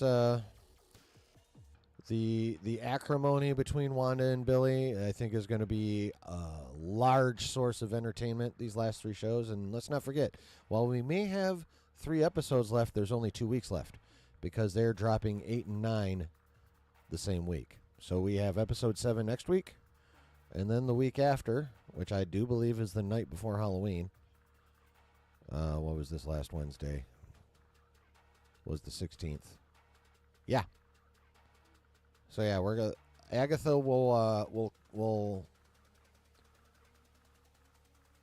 complete itself the night before Halloween.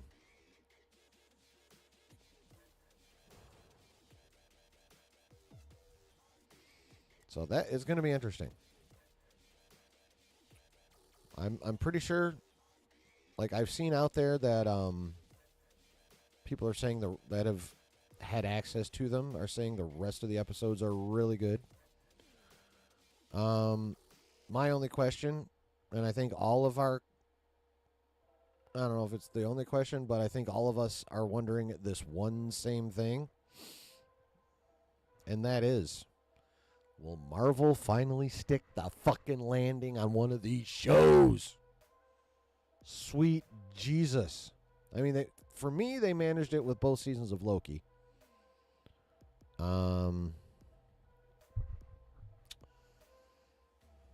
I actually didn't mind the WandaVision finale. I mean, was it great?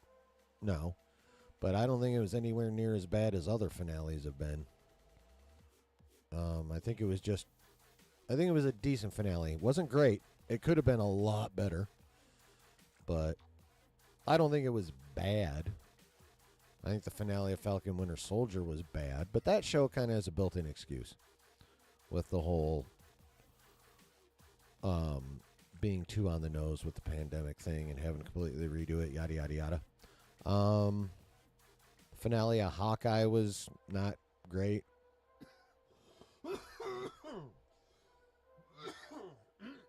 Excuse me. The finale of Ms. Marvel was not that great. Although overall, I definitely enjoyed that show. Iman Vellani is a fucking treasure. And then, of course, there's Moon Knight. Was mostly a good show, but that finale was, I didn't like that finale much at all.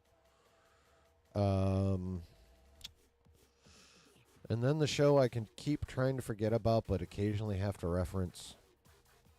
And this wasn't just a landing that wasn't stuck. This whole show was ass. Secret Invasion.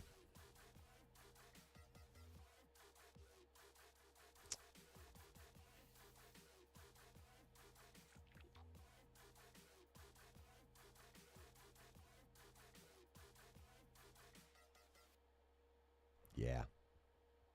Secret Invasion. So, yeah, I think concern about whether or not Episode 9 will be strong is justified. I'm a little concerned. Marvel's record with finales is not good. It's not. They haven't all been ass. But too many of them have been not good to ass, in that whole spectrum. So, but outside of that, I'm definitely enjoying this show. I think this is, frankly, considering the fact that it was basically all done in Phase 4, surprisingly good, like almost shockingly good. And I'm fucking enjoying it. And of course, it does not hurt that Ms. Han and Ms. Plaza are both lookers.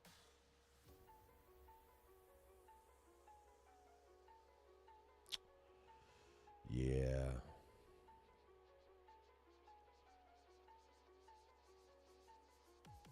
Yeah.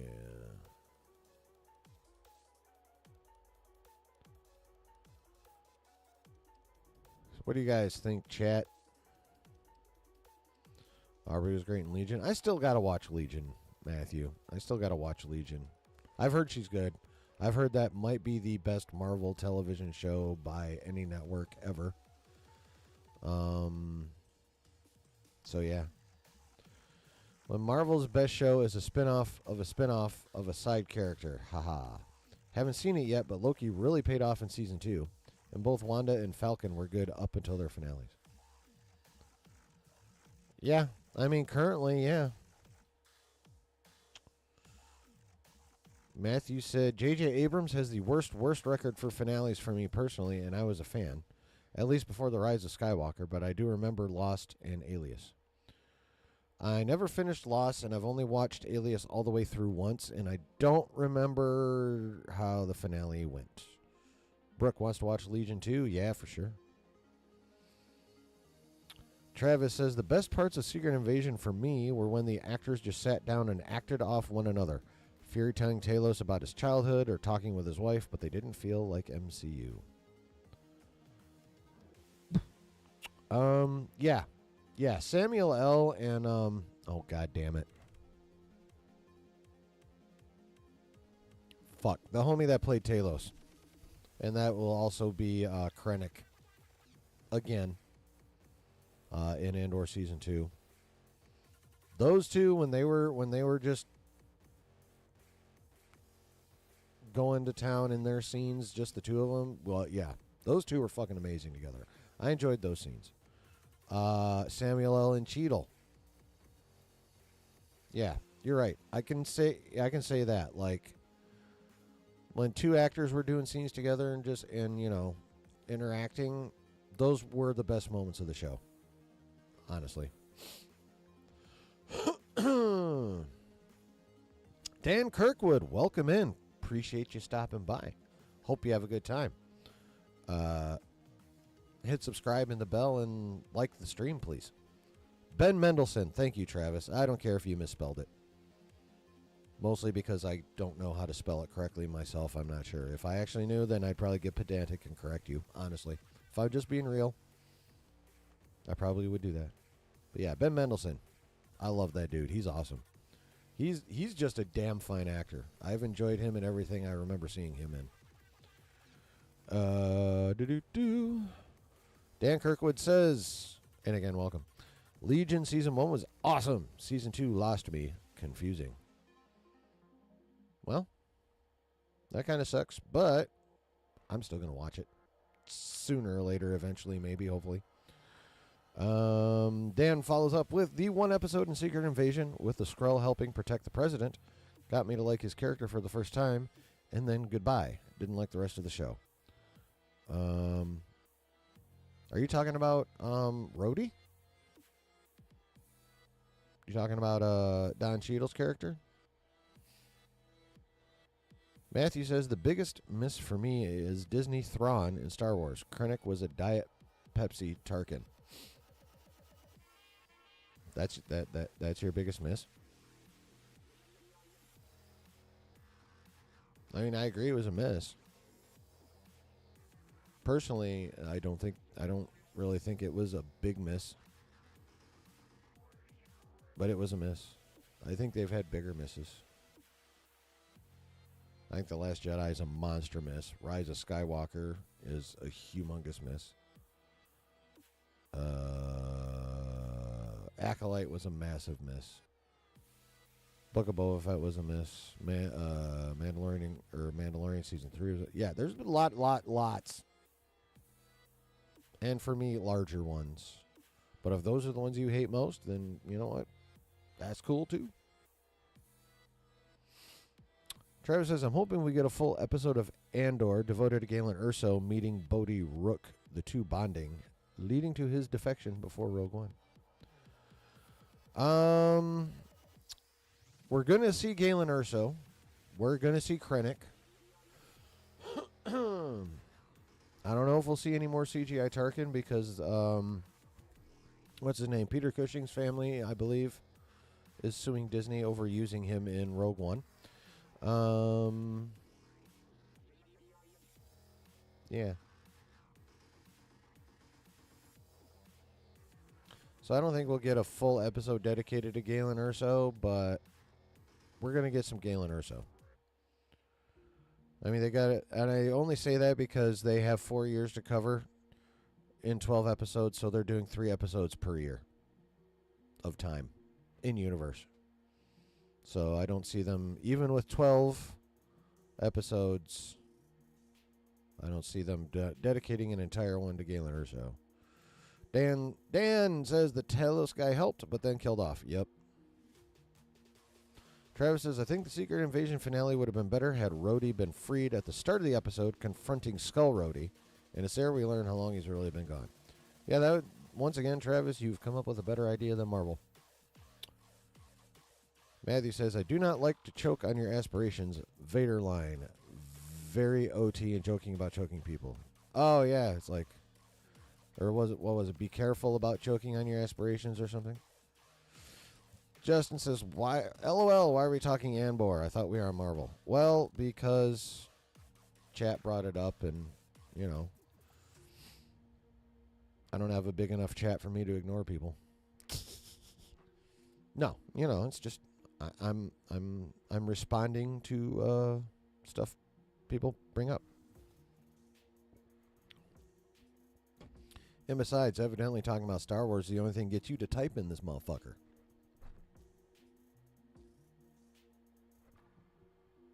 Bruh.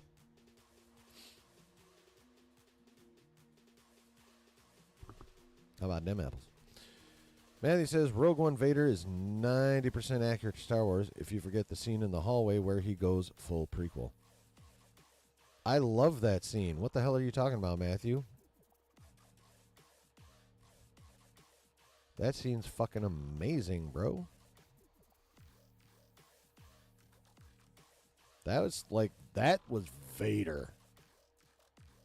Like that, and the even though the show overall sucked, that where Vader was walking down that village street and just killing motherfuckers.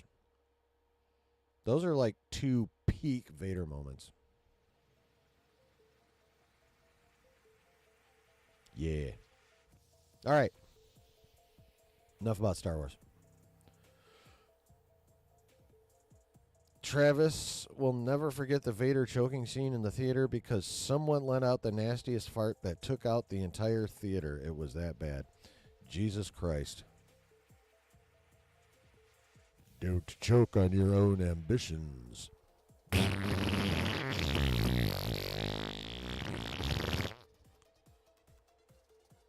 Is that kind of how it went? Always got to have a follow-up.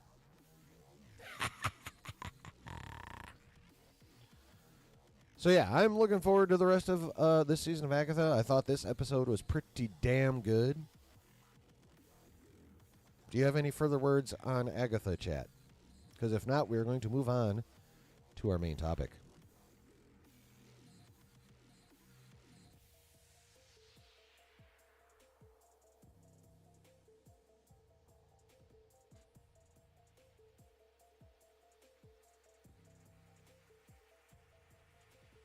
Anybody?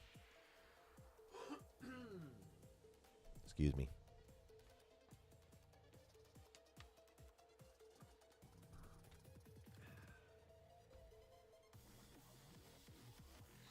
All right. It is time to talk about Tom Holland. It is time to talk about Spider-Man 4. What's up, Griff? How you doing, bruh? What's good is all this Marvel we're about to talk about. Start over. Okay. I have a new job. Whoop whoop.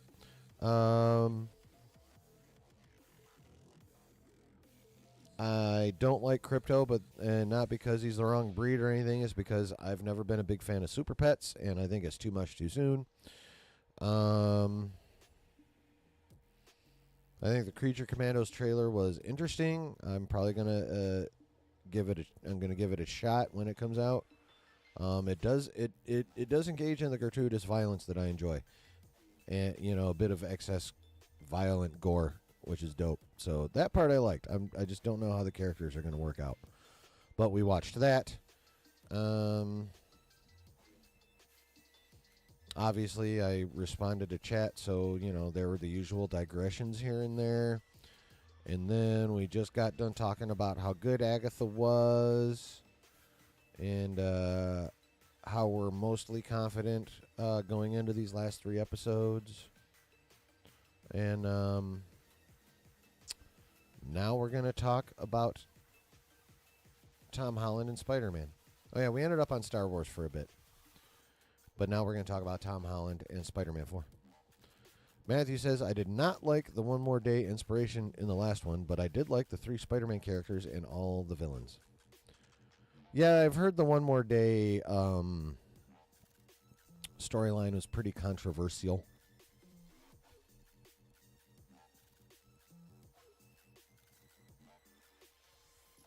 But I've never read it, so I'm not overly familiar with it.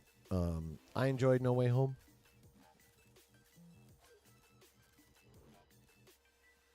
I enjoyed having the 3 Spider-Mens. Willem Dafoe was a scene stealer as usual. Like, he proved that he really never needed the mask to play the Goblin, honestly. Like, he fucking killed it. So, and of course, I'm a big fan of Benedict Cumberbatch, so having Doctor Strange in there was dope. Yeah, I just, I really like No Way Home. Yeah. But, now, we have incoming Spider-Man 4. With a lot of shit, it would seem. We're supposed to have some Null, supposed to have some Venom. Now they're throwing in some, more grounded villains and just what the fuck. But Tom Holland, our current MCU Spider-Man, went on the Rich Roll podcast and among all kinds of other shit talked about Spider-Man 4. The Direct wrote about it. Let's go over the article. Star Tom Holland recently discussed his upcoming return to Spider-Man and why it may be difficult to place Spider-Man 4 on the MCU timeline, except we already know when it's coming out. In September 2024, it was reported that Shang-Chi director Destin Daniel Cretton was set to direct Spider-Man 4.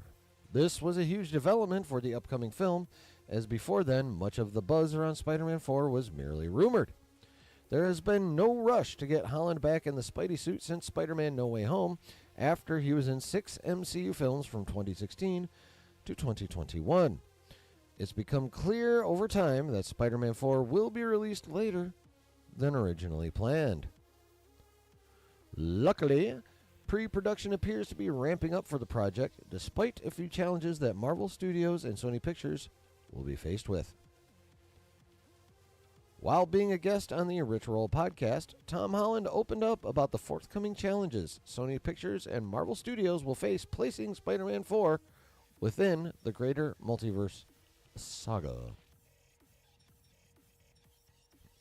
Holland first spoke about his debut in the MCU in Captain America Civil War, when he initially wondered if fans would embrace him as Spider-Man.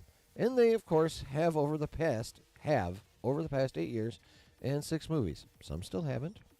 Trinity. Exactly. And the fans as well, like, I owe everything to the fans of Marvel and myself. They've been so kind and generous to me. Like after Civil War came out, I felt like Civil War was my audition to the world. I mean, it pretty much was. Like I'd gotten the part of Spider-Man. I did the film with the Russo brothers, and that came out, and that to me felt like my Will You Embrace Me as Spider-Man. It was. And they did. And I'm so grateful that they did. Heading toward 2025, approaching 3 years after release of Spider-Man No Way Home, Holland feels it is his responsibility to give and deliver the best version of what the next chapter for Spider-Man looks like in the MCU. He explained that Marvel Studios and Sony Pictures are on board, but warned that there are still a lot of moving pieces that need to come together. And I feel like I owe it to them to give and deliver the best version of what the next chapter for Spider-Man looks like. And I think that's really important. And I think the creative integrity for something like that is really important. And the studio is on board and supportive and really collaborative. And I've been so blown away by how welcoming they've been into that creative room. But you know we're working now. Pedal is to the metal. We're trying to get it going as soon as possible. Things are looking great, but there's still a lot of moving pieces that need to come together for us to hit the ground running. It looks like he's in the writer's room. The studio's on board and supportive and really collaborative. Like he literally says it. And I've been so blown away by how welcoming they've been into that creative room. So Tom gets input. I mean, it makes sense. He's been Spider-Man for years. You know, that's basically his character currently. He, at least within Marvel, has built up enough cachet probably to, you know, pop in here every once in a while and be like, yeah, I don't think I would do that there. I don't think Peter would do that. You know, that kind of thing. And it appears they're listening, at least to his face. Moving on. Rich Roll then asked Tom about the variables that go into the future decision, whether it be the script, the team, the story, or something else entirely. Right, so what is the ticking clock on this decision? And what are the variables? Is it the script, the team, the story? Like, how are you going to make this decision? What are the factors that come into play that's going to sway one way or the other? Known for being loose-lipped when doing Marvel press in the past, yeah, Holland held back, saying, I'm not really sure about how much I can talk about. Direct quote. I'm not really sure about how much I can talk about in terms of what are some of the challenges we face creatively and logistically. Roll says, no one's listening, come on. Yeah, right. As fans know, since the MCU's genesis in 2008, Holland reiterated that a Marvel film is a small cog in a large machine, and emphasized that Spider-Man 4 will need to fit into that timeline at the right time to benefit the bigger picture. The direct quote is as follows. Obviously, one of the things to bear in mind with Marvel is that your film is a small cog in a large machine, and that machine has got to keep running, and you need to make sure that you can fit into that timeline at the right time to benefit the bigger picture. Well, that statement right there pretty much guarantees this is going to be a multiversal / cosmic Spider-Man 4, no matter how much we wanted a nice grounded Spider-Man story that they appeared to directly set up at the end of No Way Home. We're not getting it. We may as well accept it. Your film is a small cog in a large machine, and that machine has got to keep running, and you need to make sure that you can fit into that timeline at the right time to benefit the bigger picture. Well, the bigger picture is Doomsday will have just come out. We're smack dab into the middle of the end of the multiverse saga, and we're getting a multiversal / and or cosmic Spider-Man 4. Period. End of story. Done. That's what that means. Roll then continued Holland's thought, adding the infinite number of machines across the multiverse, which the Spider-Man actor responded with, yes, exactly. God damn it, I could have just read one more sentence. Oh well. Anyway, told ya. Moving on. Holland then re-emphasized that Spitting Fighter-Man 4. Okay. Holland then re-emphasized that fitting Spider-Man 4 into the upcoming MCU timeline is one of the challenges they're facing, but he has faith in the creative team. The 28-year-old actor also mentioned that his biggest thing is the creative and praised their story pitched in the current draft of the script, calling it excellent. Direct quote. So you know that's one of the challenges we're facing, and the time in which we need to get that done is a tall order, but definitely achievable with the fantastic people we have working on it now. But my biggest thing is the creative. We have a creative and a pitch and a draft, which is excellent. It needs work, but the writers are doing a great job.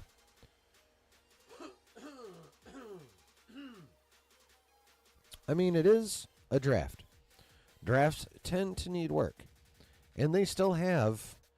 When is that rumored to start filming? May May next year.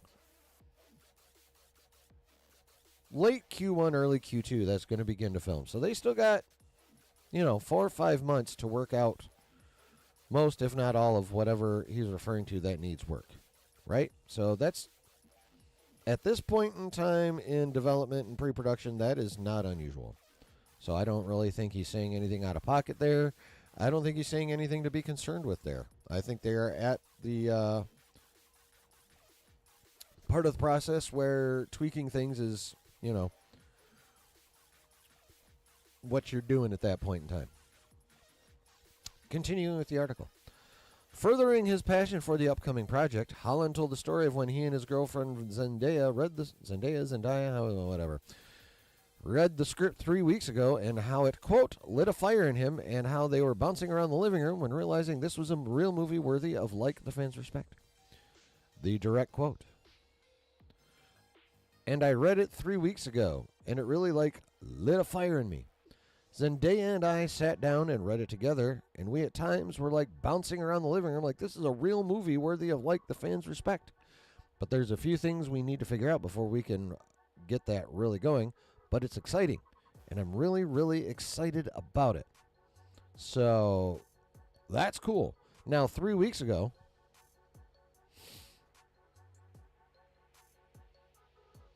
we were getting a fair chunk of news about this movie 3 weeks ago. And it seems like, whether the small details are accurate or not, it seems like what a lot of the scoopers and insiders have been talking about is basically is at least at this point in time, what's going to be happening. Exactly like they say, probably not. Overall, like they say, at this point in time, unless they make all kinds of changes in the next 4 or 5 months, yeah, we have we now have a basic idea of what this movie will be. Continuing with the article. As time has progressed, all signs have pointed to Holland's Spider-Man 4 releasing in July of 2026. Earlier this year, an untitled MCU movie, distributed by Disney, set to release on July 24th, 2026, was removed from the release calendar. While some may think this lessens the odds of Spider-Man 4 opening then, no, it doesn't. It actually makes it more likely, as due to the joint production and distribution between Disney and Sony Pictures, the next Spidey flick wouldn't currently be on the House of Mouse's public release schedule. Yes, that, and they need to get that motherfucker out. Sony, if you'll recall from their original battle over Spider-Man 4, wanted that motherfucker out next year. That's not happening. Here's a full look at the dates Disney has set for Marvel Studios films in 2026. Untitled Marvel, February 13th, 2026. Avengers Doomsday, May 1st, 2026. Untitled Marvel, November 6th, 2026. Now, this one in February, side note, I almost feel like it has to be Doctor Strange 3.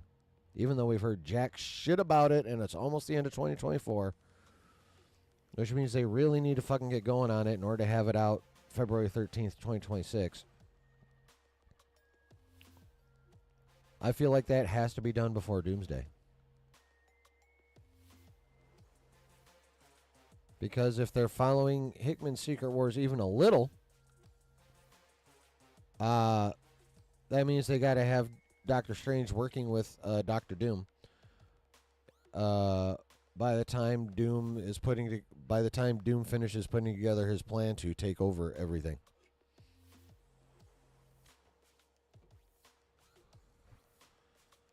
So I feel like this has to be Doctor Strange 3, more than likely titled Time Runs Out, because that's how this will all fit together. November 6th, 2026. Between Doomsday and Secret Wars. I feel like that could be Thor 5.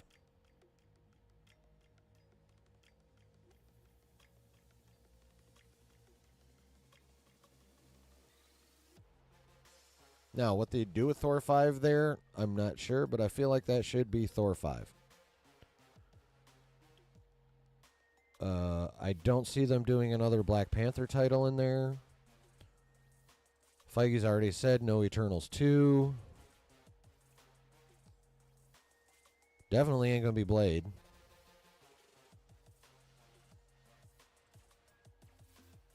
Won't be another Captain America movie.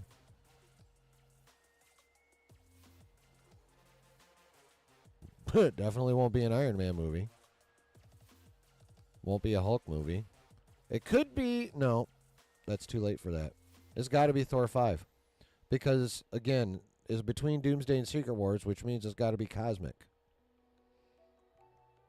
And when we last saw our Thor, he was in cosmic mode. He was flying around the galaxy / universe with Eternity's daughter. So, and when you're in the middle of the battle world portion of the time of the story, you got to be cosmic. So I feel like that's got to be Thor 5 in that time slot. But moving on. As Holland mentioned, every MCU film is a small cog in a large machine. Oh, I forgot about Shang-Chi 2. This could be Shang-Chi 2. Which also includes the potential release date for Shang-Chi 2 or Doctor Strange 3, which are speculated to possibly be released in 2026. Okay, so, again, I feel like this has to be Doc Strange 3 in order to put Doc and Doom together. But yeah, I forgot about Shang-Chi 2. This could just as easily be Shang-Chi 2 as Thor 5. Because Shang-Chi was looking to be edging into cosmic territory in that post-credit scene. So, I knew I was forgetting one. Okay. So yeah, Shang-Chi 2 or Thor 5. Here. Gotta be Doc Strange 3 here, though. So hopefully we'll be hearing some news about that soon. Otherwise, I personally will not understand what the fuck they're doing. Anyway. While it may once have been expected for Spider-Man 4 to release before Avengers Doomsday, that no longer seems likely given the upcoming production timeline, which is...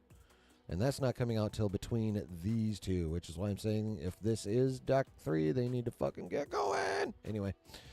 In fact, insider Daniel Rickman stated Tom Holland will take a major role in Avengers Doomsday that is more significant than Spider-Man's supporting character in Infinity War and Endgame. Yeah, evidently,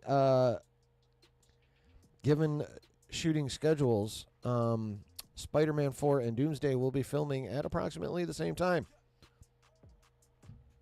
Convenient, eh? Anyway. Rickman has also stated that Holland will shoot scenes as Spider-Man in Avengers Doomsday before filming Spider-Man 4. Whatever.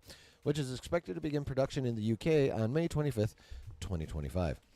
With Avengers Doomsday starting in Q2 2025. Yeah, because Q2 is April, May, and June. See, I don't know about... Could be before May 25th, but I still feel like it's going to be more simultaneous. Anyway, Holland may only have a brief window to complete his scenes for Doomsday before transitioning to Spider-Man 4, though both projects are expected to be filmed in the UK. See, there'll be no rush to do it one before the other, because he'll just be able to hop back and forth between studios. Duh! There's no official release date set for Tom Holland's Spider-Man 4. So...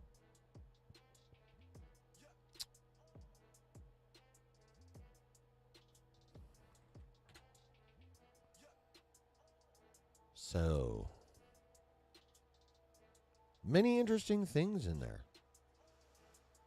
I think the biggest thing overall, without, getting super speculative and nerdy and shit about it, the biggest thing overall is that I like the fact that he seems to like it. Now, do actors get in the habit of shitting on something they haven't even made yet? Generally, not so much. However, see you, Travis. Have a good night, man. Glad you had fun, bro. Appreciate you. The fuck was I saying? Oh, yeah. I think he was being honest there. Honestly, I think he is excited about the script. I think he's excited that he gets to contribute to the creative in a more significant way than most actors get to.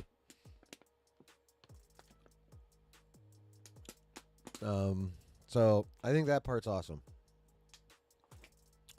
I think while he didn't give away any plot details, just the way he describes certain things gave stuff away.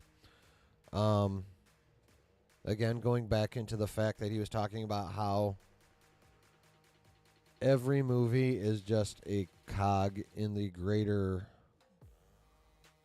Marvel machine that currently is the multiverse saga. Excuse me. Which basically means, and I don't see how you could really interpret this any differently, honestly. Especially when you throw in what scoopers have said, and leakers, and insiders. This ain't going to be no grounded Spider-Man movie. At least not a fully grounded Spider-Man movie like it looked like No Way Home 3, or No Way Home 3, Jesus. What No Way Home was setting up in that we were very happy to get, or think we were getting. But we're not getting that. It may start grounded. It may have some grounded elements. Like, rumor is he's supposed to be in his college years when this starts. Supposedly Aunt May's going to be in there, which already means it's got to be multiversal, because as we know, the Joker squished her in No Way Home. Spoiler alert. So, and then, you know, there's also the Venom supposed to be in there. Null supposed to be in there. You know, it's going to get cosmic and or multiversal reasonably quickly, I'm pretty sure. Again, there's going to be some grounded elements. There's supposed to be other more street level villains in there. So we're going to get some street. It's going to happen, but it ain't going to be all street. It's going to be definitely more multiversal and cosmic than street level. I think that pretty much confirms that.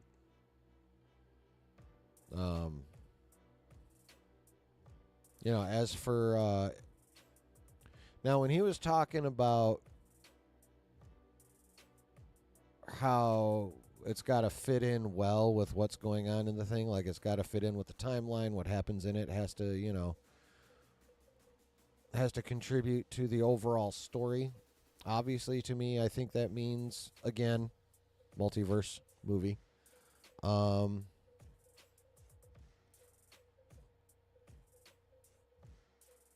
I also think it lends itself to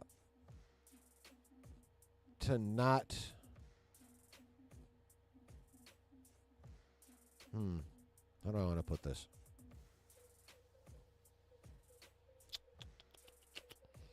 My train of thought derailed. My train of thought derailed. It's crashed all in my stupid head. My train of thought derailed.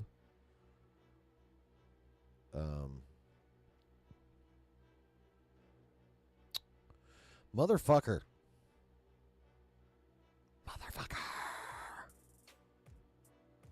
God damn it. Anyway.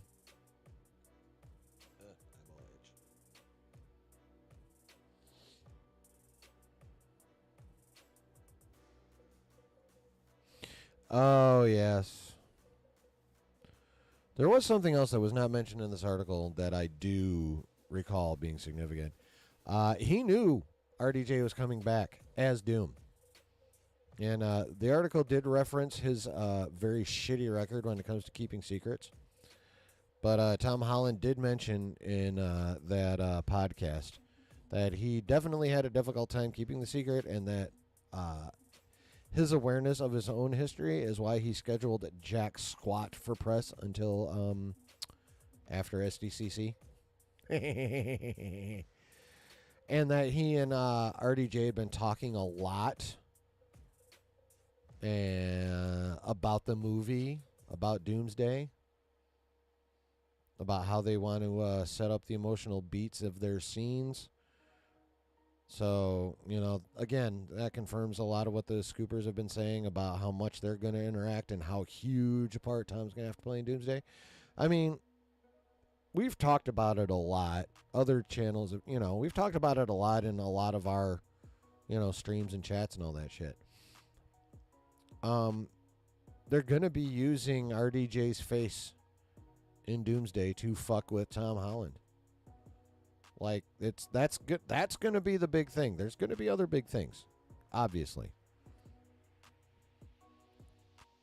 Like Doom and Reed are going to interact some, like they have to.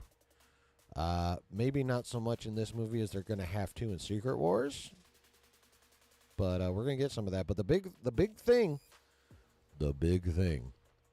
is going to be Tom Holland running into Victor Von Doom, the evil guy, and then seeing Tony Stark, his mentor and post Uncle Ben father figure, see that face on the personage of someone who's doing all kinds of what appears to be evil shit. You know? Like, that's going to be huge.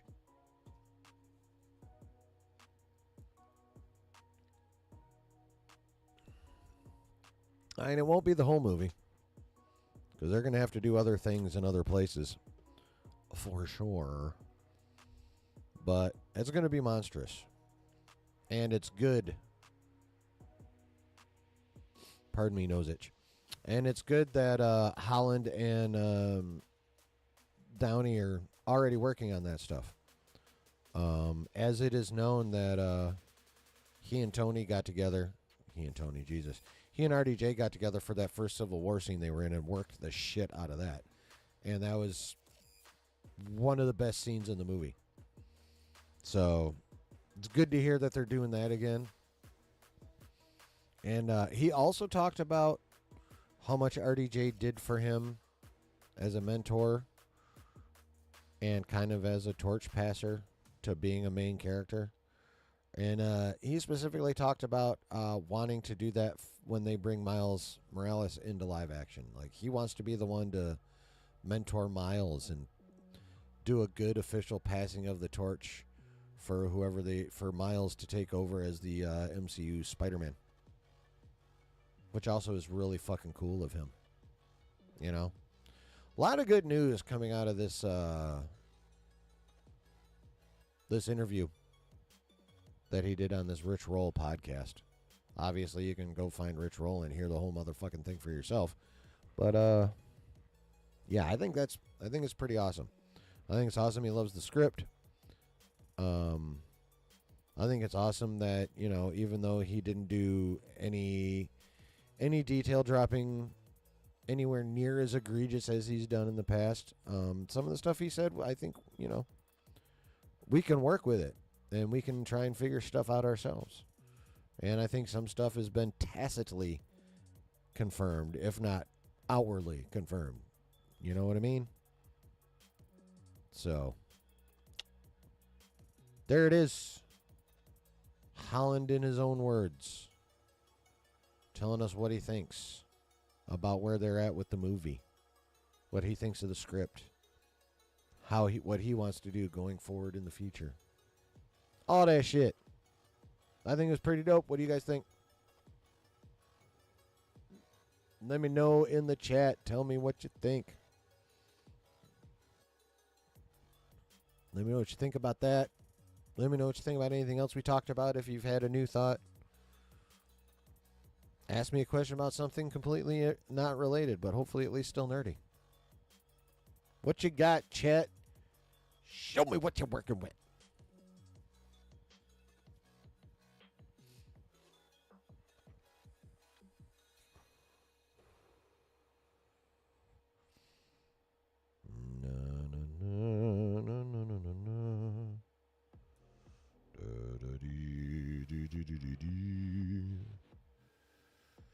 What you think, chat?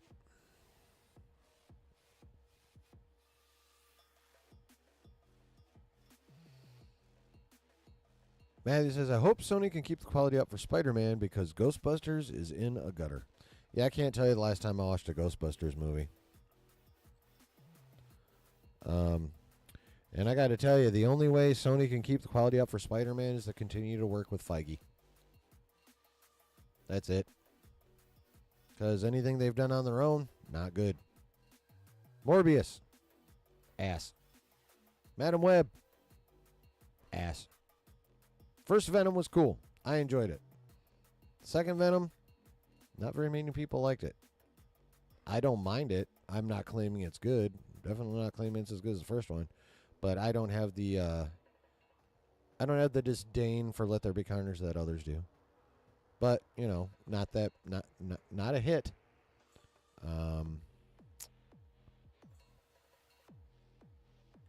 I mean, now we got Venom 3 next week. We'll see how that goes. I'm actually reasonably excited for it. And then we got Craven.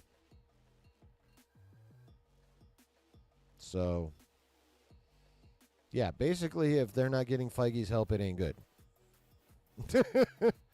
So, in terms of keeping the quality up for Spider-Man himself, yeah, they're going to be working with Feige. So, that should be okie dokie.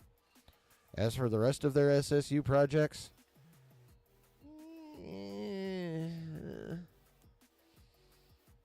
you know, Brooks excited about the stuff Tom Holland drops, and for sure they're going to do something significant with the fact that Doom has the same face as Stark. Yes. Yeah, out of all the theories for why that is the case, Doom having Stark's face, I mean, you know, I am a bit of a Josh stan, but I still think his theory makes the most sense. And to TLDR it, 616 Tony Stark was actually Victor Von Doom, but adopted by the Starks. And I know people are like, but he was talking to his dad and his wife was pregnant when he was talking to him. Yeah, but in the comics, he has an older brother. Like, there's a storyline where he literally is adopted. He's not Victor Von Doom adopted, but Tony is adopted. The child that his parents actually had was named Arno.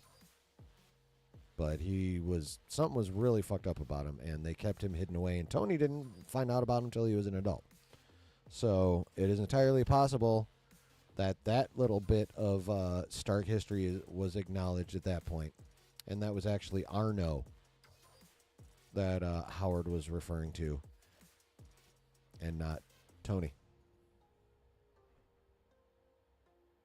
So there's that.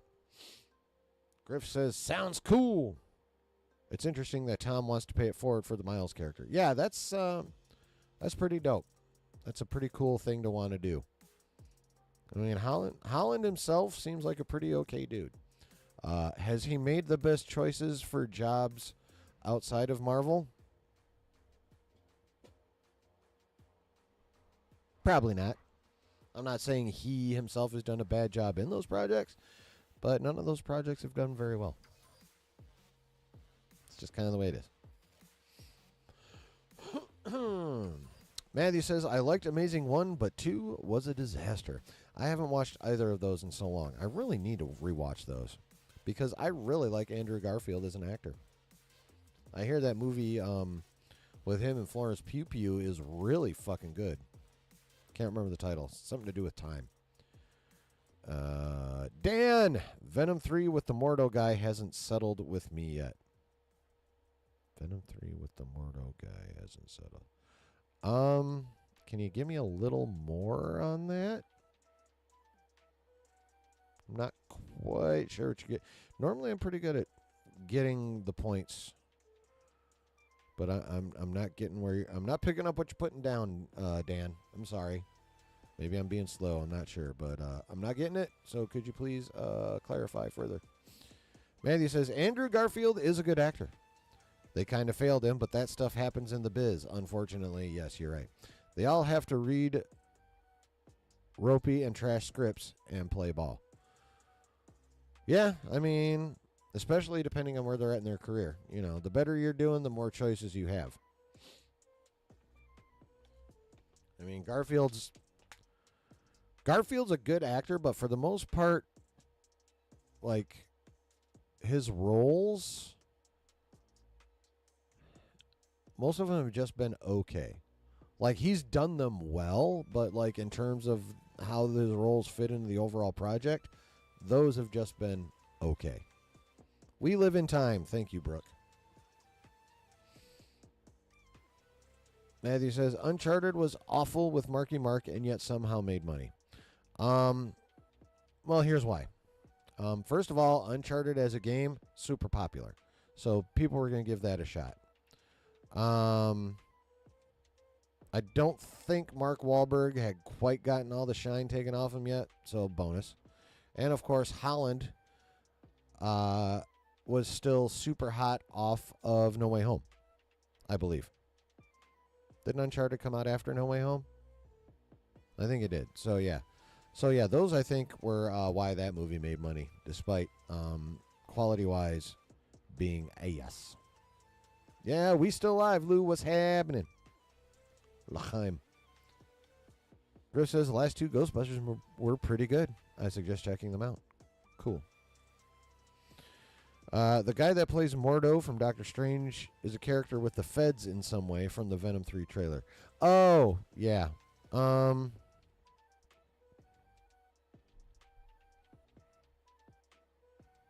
Yeah, I still haven't quite figured out how they're going to resolve that. Yeah, it's going to be interesting.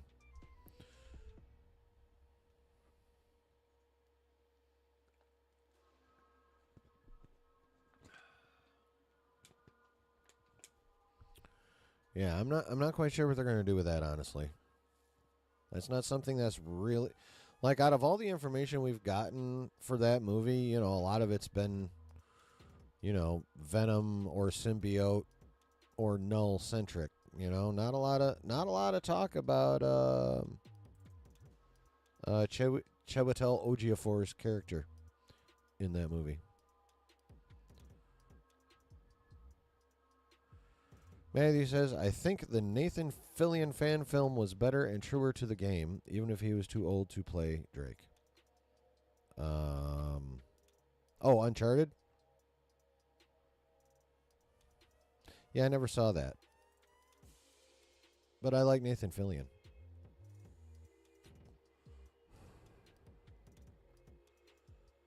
I think Nathan Fillion's pretty cool. He's a pretty decent actor. Yeah.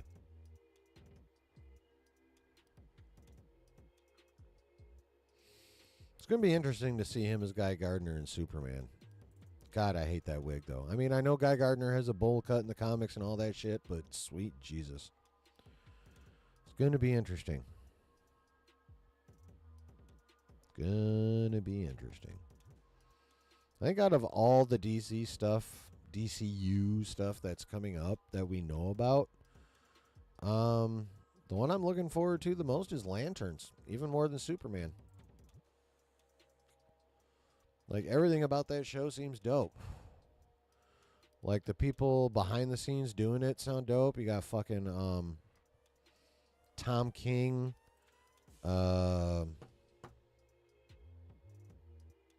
shit.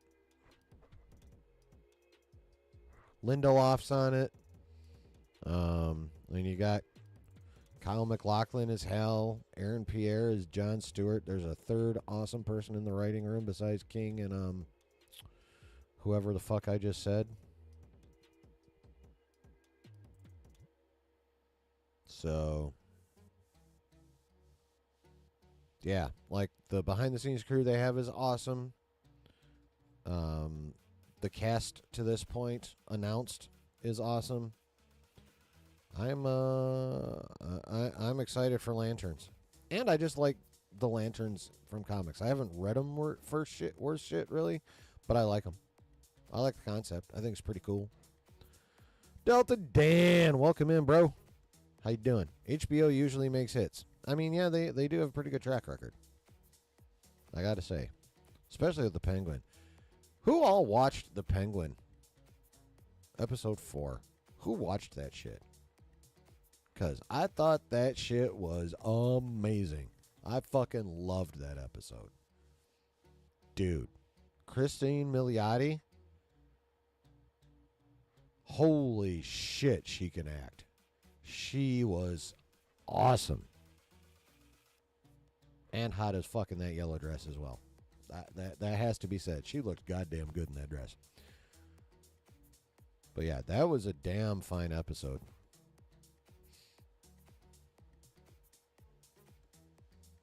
One what? You thought the episode was a 1 or you loved that one?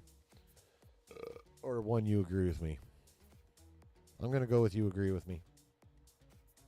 Josh tripping? Oh, yeah. Josh is tripping. I think Josh needs to up his ADD medication or some shit because I don't understand his take on the Penguin at all. It's so not boring. So not boring. I mean, give her all the Grammys. Well, she's not singing, but she should get all the Emmys. You love learning a bit of backstory? Yeah, I know, right? Mark Strong as Carmine. Yeah, he did. Mark Strong did a good job as Carmine. You agree? Give her all the Grammys? She don't sing, though, bro. I mean, but fuck it. She deserves awards. Give her all the Grammys. Yeah, no, Josh is... He knows it, too, but he's definitely in the minority when it comes to Penguin.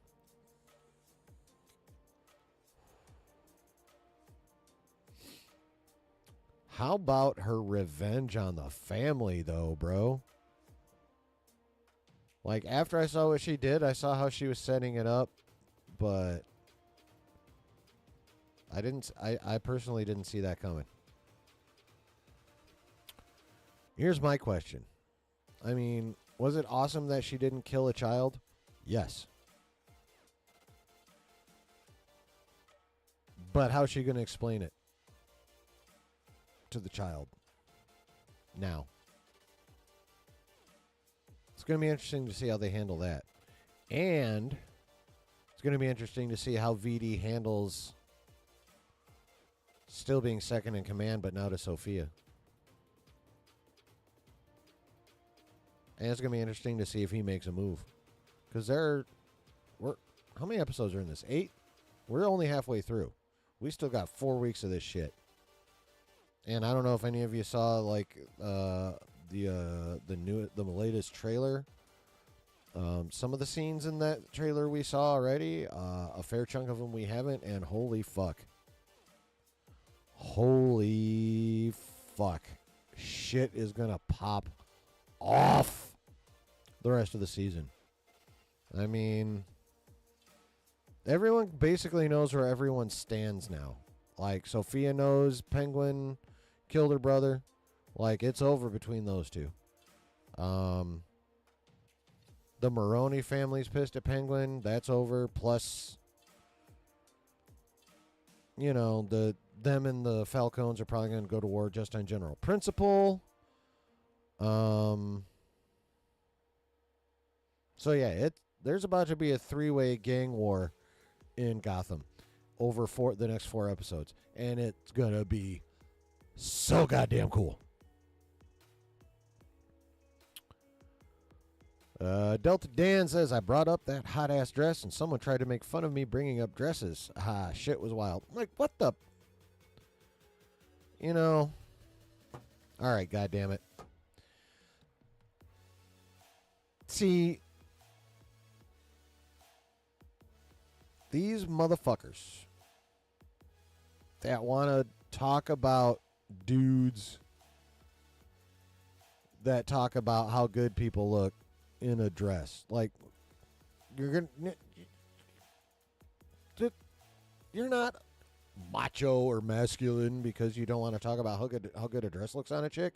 If anything, that makes you an incel bitch. Like, what the fuck, man? Like, that mentality just blows my goddamn mind. Like, the inability of people to be rational. Like, don't get me wrong, I get plenty motherfucking irrational. More often than I should. But, like, to that level, though? Like, what the... Just stupidity. Stupidity. Griff says, that was nuts. I thought she was going to do something way crazier than what she did. Honestly, I didn't know what the fuck she was doing at all.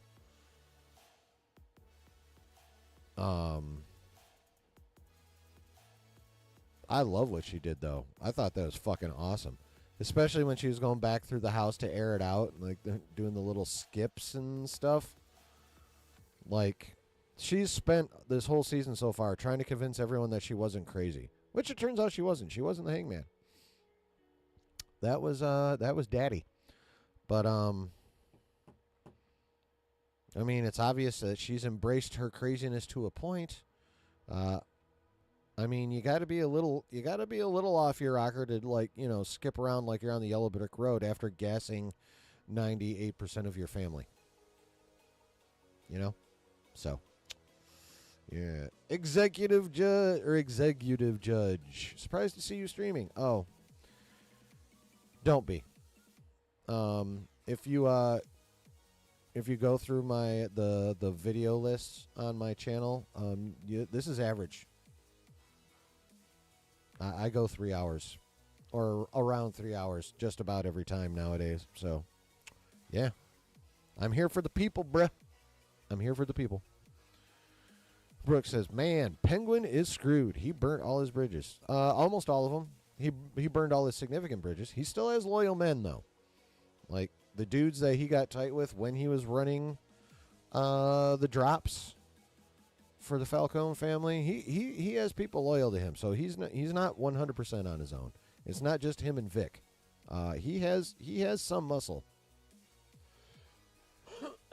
Excuse me. He does have some muscle that's loyal to him. Sophia in the show is fine as fuck. Yes, sir. Looking forward to the episode tomorrow. Yes, sir. Sophia is a badass. Honestly, I'm rooting for her in the Penguin show now. I mean, I don't know if I'm rooting for any of them per se. I mean, I'm kind of rooting for Penguin, honestly. I love that character. But overall, for the most part, I'm not really rooting for anyone per se. I just think they're all dope-ass characters in a dope-ass show, and I'm going to enjoy watching the rest of it. Brooke says, "I feel like in the beginning I was rooting for the Penguin despite the fact that he is a two-faced scumbag." I mean, true. Delta Dan says, "Chillin' gets me." Good. I assume you're talking about the Penguin. And also, again, congrats on the new jobs, dude. Thank you. Thank you. Dan Kirkwood. "I've skipped out on Penguin. It felt like a gangster mob show." It is, but it's a really fucking good one. I did watch a YouTube clip with her talking to the family, and she seemed compelling. Oh, dude, she is killing it. She is absolutely killing it. Matthew says, "And also for the love of all that is decent, please, Matt Reeves, hire someone to light your film so I can see it. Night scenes I can see being dark, but not being able to see the entire movie." Yeah, I rewatched The Batman last week, I think. And yeah, there was a scene about 2/3 of the way through the movie. I was like, oh, look, it's raining at night again. So yeah, I mean, I understand wanting to go a darker route and grittier route story-wise, but you don't necessarily have to have literally everything literally dark. Like, in an actual sense, not a metaphorical sense. You want to be metaphorical dark with Batman? Fuck yeah, it fits. It does not need to be literally dark. I do agree with you, Matthew. Griff says, "Sophia is the show at this point." I mean, after that episode, yeah, I'm inclined to agree. "The acting in the show is just top-notch." No K on that, by the way. "I'm wondering if Batman 2 will continue the grittiness and gripping storytelling that's been presented." Yeah, I think it will. I mean, this is the Matt Reeves Battinson universe. So, obviously, he did the first one. If I recall correctly, he has a pretty strong influence on the Penguin. So, yeah, I think Batman 2 is going to continue in this same vein. I kind of hope it's an improvement on the first movie. I will say I enjoyed the Batman more on the rewatch. I thought it was fairly mid the first time I watched it. This last time I appreciated it a lot more. I would still not call it great, but it's good. It's pretty good. Brooke is excited for Batman 2. Enjoyed Batman 2022. but it just wasn't as good as the Dark Knight trilogy. I agree. Nolan's Batman is peak. Nolan's Batman is Chillin's Batman.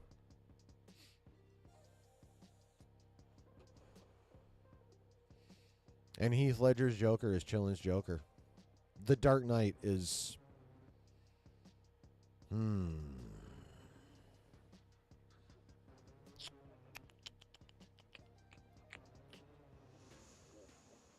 Top 5 all-time comic book movies for me? Maybe top 3?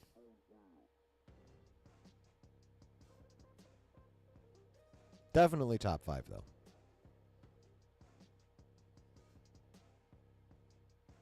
Matthew says, Brave and the Bold is the unknown quantity from the guy who did The Flash and Batman with his son Damian. Probably my least favorite Robin. Oh, you're talking about Muschietti, the director of The Flash that's supposed to be directing Brave and the Bold? Yeah.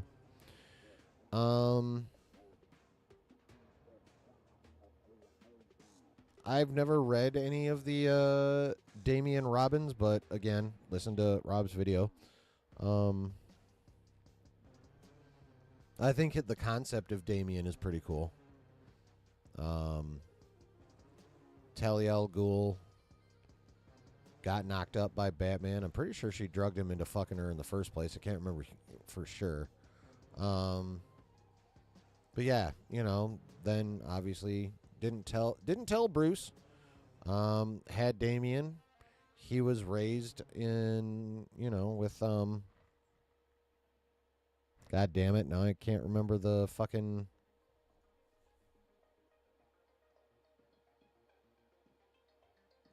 name of the group that Ra's al Ghul runs. Shadow something or other. Anyway, he was raised in there to be an assassin. And then, you know, then Bruce found him. So I like the idea of a barely prepubescent killer. And then turning him into, well, less of one. So, yeah. But again, I'm much more versed in my Marvel lore than I am my DC lore. So, I have to admit that. Delta Dan says, Sophia is huge, but so is Penguin. Dude's killing it. I wish I didn't know it was Colin Farrell. I mean, League of Shadows. Thank you, Matthew. You like Dick Grayson and Nightwing? Cool. Yeah, it's like if I didn't know it was Colin Farrell, I wouldn't know it was Colin Farrell. Like and it's not just all the fucking makeup either. Like he just disappears into that role. It's crazy. I mean, I think everyone likes Dick Grayson and Nightwing, Matthew, honestly. Wait, Dick Grayson is Nightwing, isn't he? Are you talking about maybe Jason Todd or who was the other one that before Damian? There was Grayson, Jason Todd, whom the Joker killed in Death in the Family, and then there was another one before Damian. Tim Drake. Yeah. Grayson becomes Nightwing, then Jason Todd, Joker kills his ass, then Tim Drake, then I don't know what the hell happens to him, he just stops being Robin. I don't know if he got dead or not, I can't remember, and then Damian. Executive Judge, Damian is Bruce's blood child? Yes. Yes, he is. He is Damian Wayne, son of Bruce Wayne and Talia al Ghul. Griff says, Damian is probably one of my favorite Batman characters. Delta Dan says, Colin is just voice, Waddle, and eyes, which is wild. I mean, yeah. Yep. Well, and the Waddle. Oh, that Waddle. Yes, voice, Waddle, and eyes. I know, right? Yeah, he has to do so much with his face. Like underneath the mask to make the mask do what he needs it to do. Yeah, he's yeah, it's crazy. Like he disappears into that role. He's fucking amazing. Executive Judge says the more you know. Yeah. Yeah. What else you got, chat? Because I'm starting to think about getting the fuck out. We've gone our 3 hours and change now. But again, I'm not in a super rush, but I am running out of beverage, and my throat is starting to hurt. A little, well, not really hurt, but get dry and uncomfortable.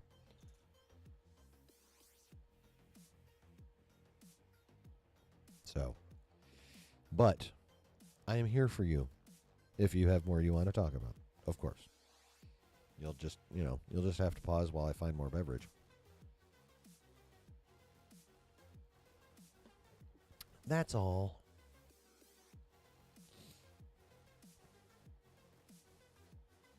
Ooh, what's playing right now?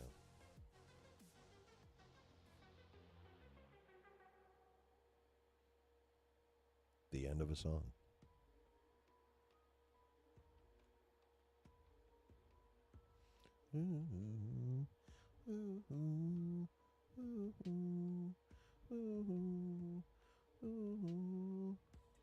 Yeah, more beverage, says Lou. A brew and a bong. I mean, Matthew says Red Hood is Jason Todd revived by the Lazarus Pit. Yeah. But he was killed because of Batman's negligence by the Joker. Yeah. Brooke says, I'm about to head out, but thanks for another fun evening. Of course, my guy. Have fun the rest of your evening over there, because you still have evening left on the West Coast. It's only 9:09 there.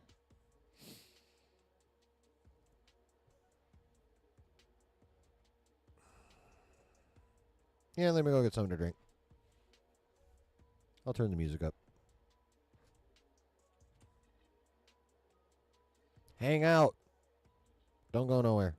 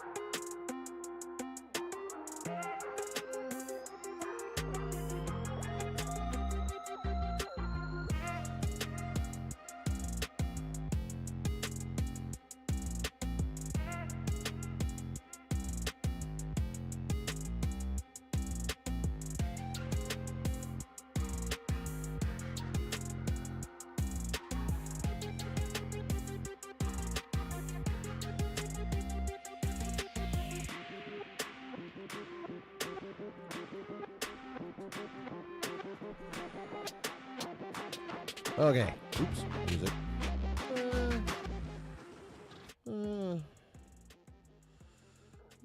Okay. Cool. Oh, thanks, Griff. You leaving too? I mean, if y'all are ready, that's cool. But if y'all got something more you want to talk about, that's also cool. Do y'all got anything else that you wish to discuss that I have not brought up? I'd be more than happy to talk about it with you.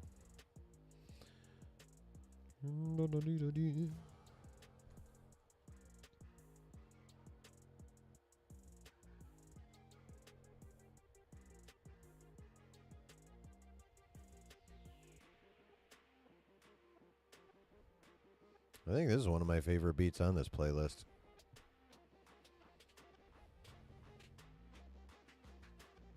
much time is left here? No, not much. But still.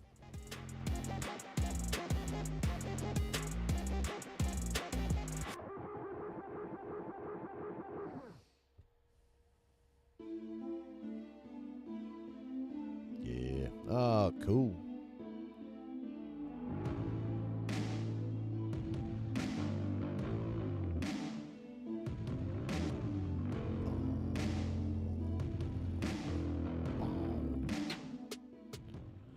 What's the news you missed earlier? Well, earlier there wasn't a lot of news per se.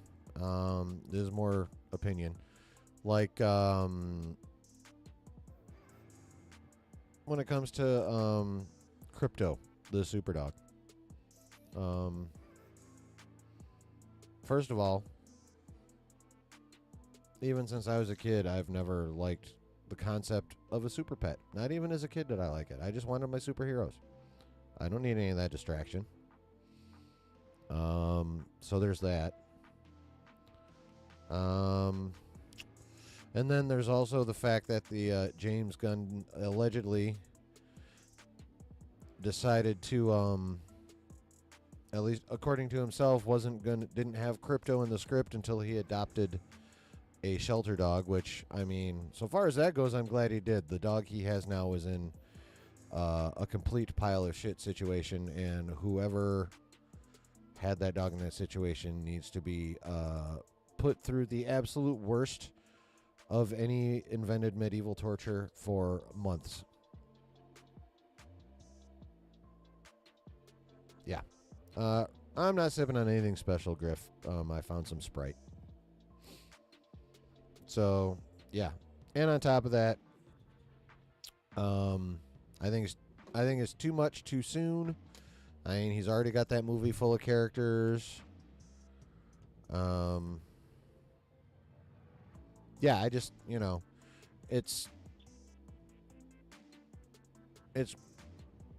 getting too close to my line on what I can tolerate to James Gunn's sensibilities.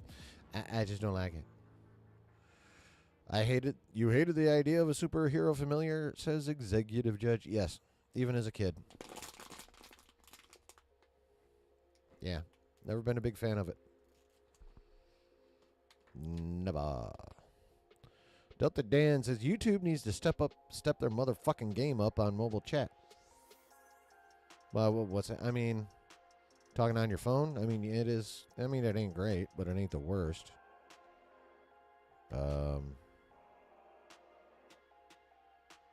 I don't know. I'm not super impressed with Twitch's mobile chat. I can tell you that.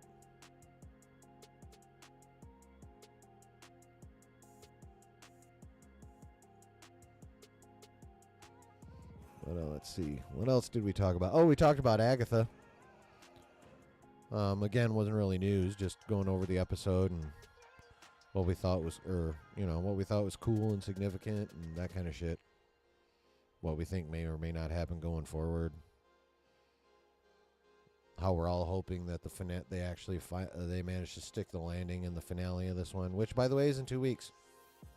I know we're only on episode 7 of 9 next week, but they're starting the season how they finish it with a 2-episode shot, which also happens to be October 30th, Devil's Night, the night before Halloween, is when the show will be finalized. Delta Dan says, hashtag make me blue like Griff. You're getting there, dude. You're getting there. The executive judge says episode 6 was really good. Yes, it was. It very much was. Like, the finale will be a doubleheader. Yes, it will. Like, I am continually shocked by how much I like this show. It was conceived in a time in which almost everything Marvel was conceiving as far as Disney Plus goes was ass. Almost. This is about a spin-off character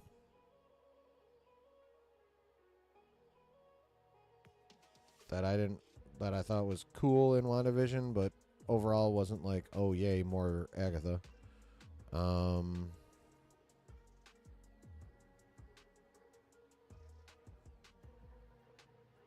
But the show turned out to be really fucking good.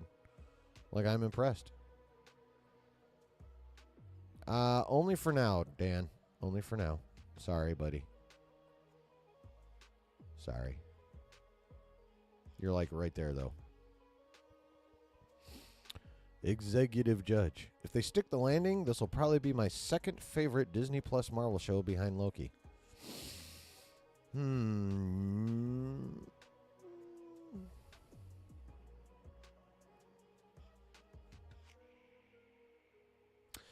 I can agree with you with that being behind Loki, but for me that would knock it down to number 3 on my list behind Loki, and number 1 is X-Men 97. That is the best Marvel Disney Plus show out, in my opinion. That was gold. Like, there was literally half an episode that was weak, and that was the Life Death. And the Mojo part of Life Death. And even that it wasn't bad, it was good. It was just weaker than the rest of the show is all. Basically kind of like being the slow one in the 100-meter Olympic final. You're not a slow, doesn't mean you're not a fast runner. It just means you're not quite as fast as the other amazing fucking 9 other amazing runners you're running the track with. That's all. Griff says, I'm still a fan of the Hawkeye show. I'll stand on this hill alone. I mean, all right. So, Hawkeye's another example of a decent but not great show that really got hosed by its finale. You know? So, like, for me, Hawkeye landed in mid. It's not ass. You know, it's not, even with that finale, Hawkeye is not ass. It's just not good. Executive Judge says, I usually don't count the X-Men 97 show since that's its own thing. I meant in terms of live action MCU. Oh, okay. Well, yeah. Then, yeah, in terms of, like, consistent quality, yeah, I would definitely have to, if they stick the landing, like you said, big caveat. Yeah, I can,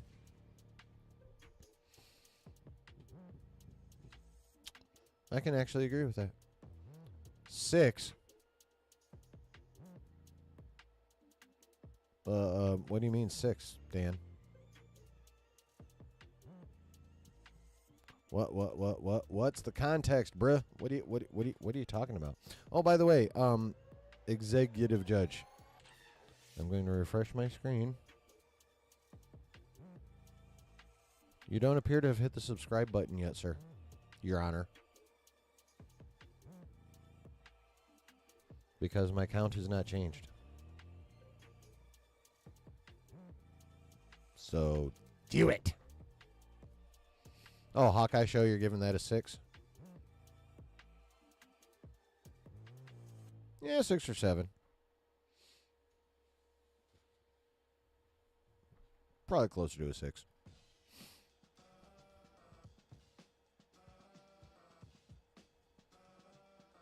Meh, 7. But that's just because I'm a fucking Wilson Fisk, Vincent D'Onofrio stan. And even though they treated him a bit goofy in the finale, like, I just fucking love Vincent D'Onofrio Kingpin. He's fucking amazing.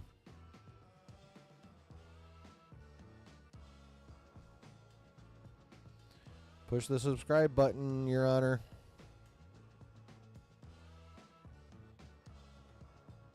There you go. Thank you.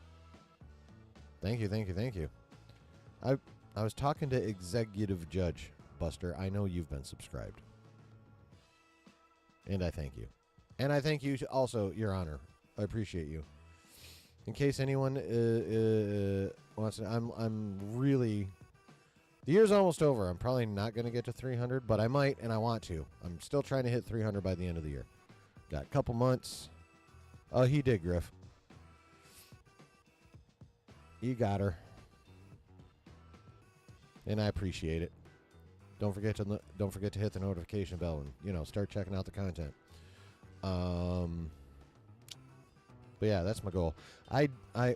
Now that I am hired, now that I have a job, it's going to be a lot easier for me to schedule a subathon. You guys have heard me bring this up before. I want to do a subathon at some point. I want to use all 12 hours of the allotted YouTube allotted stream time. What do you mean it was you? What'd you...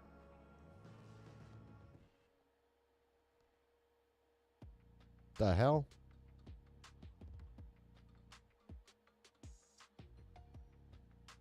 Alright, where the fuck was I? What was I talking about? Oh, yeah. Yeah, I want to go noon. Ha ha ha ha ha. And you wonder why you don't have your wrench yet, motherfucker.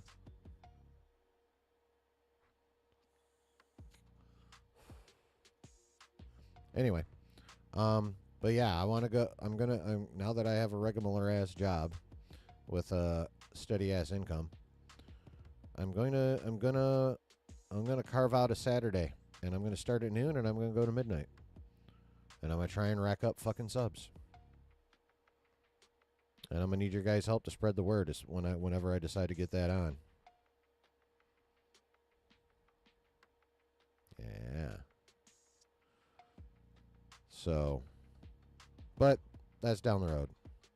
I mean, I know there's only 2 months left in the year, so it's got to be not that far down the road. But, yeah.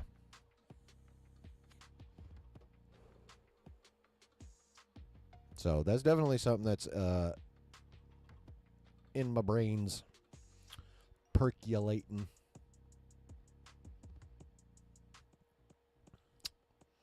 Yeah. So, but yeah, other things you guys can do to help is, you can help, you can share this shit out.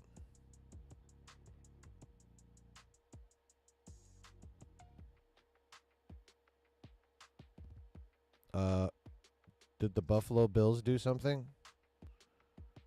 Or are you talking like life bills, like the car bill and the house bills and all that shit? If you're blue, you can help me.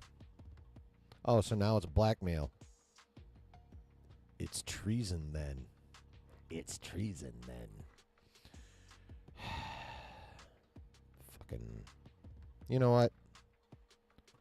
Fuck it. This is it for this stream, though, goddammit.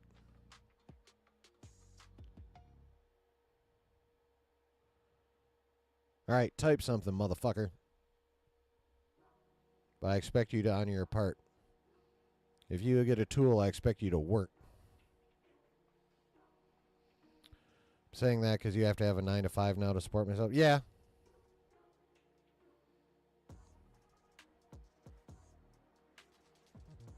Yeah. Bills suck. Yeah.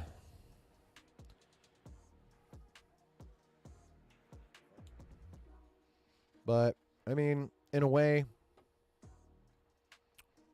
it kind of opens things up because the way I'm built, I need like schedules and routines and shit. No, they're not fun. But that's just the way I'm wired. So I like having a regular ass job just so I know when I'll have time to do other shit like this. So, and I can schedule in more time to do more shit for this channel. Yeah. But now that you have a wrench, I expect you to work. It's part of the deal. I give you a tool, I expect you to use it. Actually, you know what? I lied.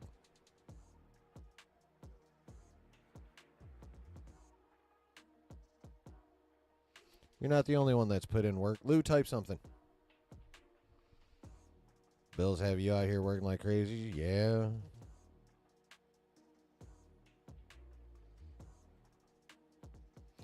That's facts, man, especially nowadays. I mean, without going into territory that I have another channel for that I also need to find time to pay more attention to. Let's just say, Lou, type something. I want to make sure shit worked. Let's just say that while the reasons for our current state of the economy are hotly and highly debated, the fact remains that regardless of cause or causes, the economy doth be sucking for those of us who make less than 6 figures a year. Basically. So, yeah.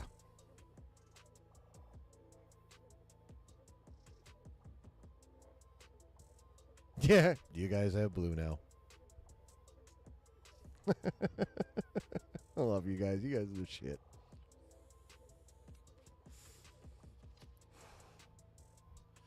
So yeah, without getting into the causal debate, we can all agree that unless you already have money, you ain't got no goddamn money. You know?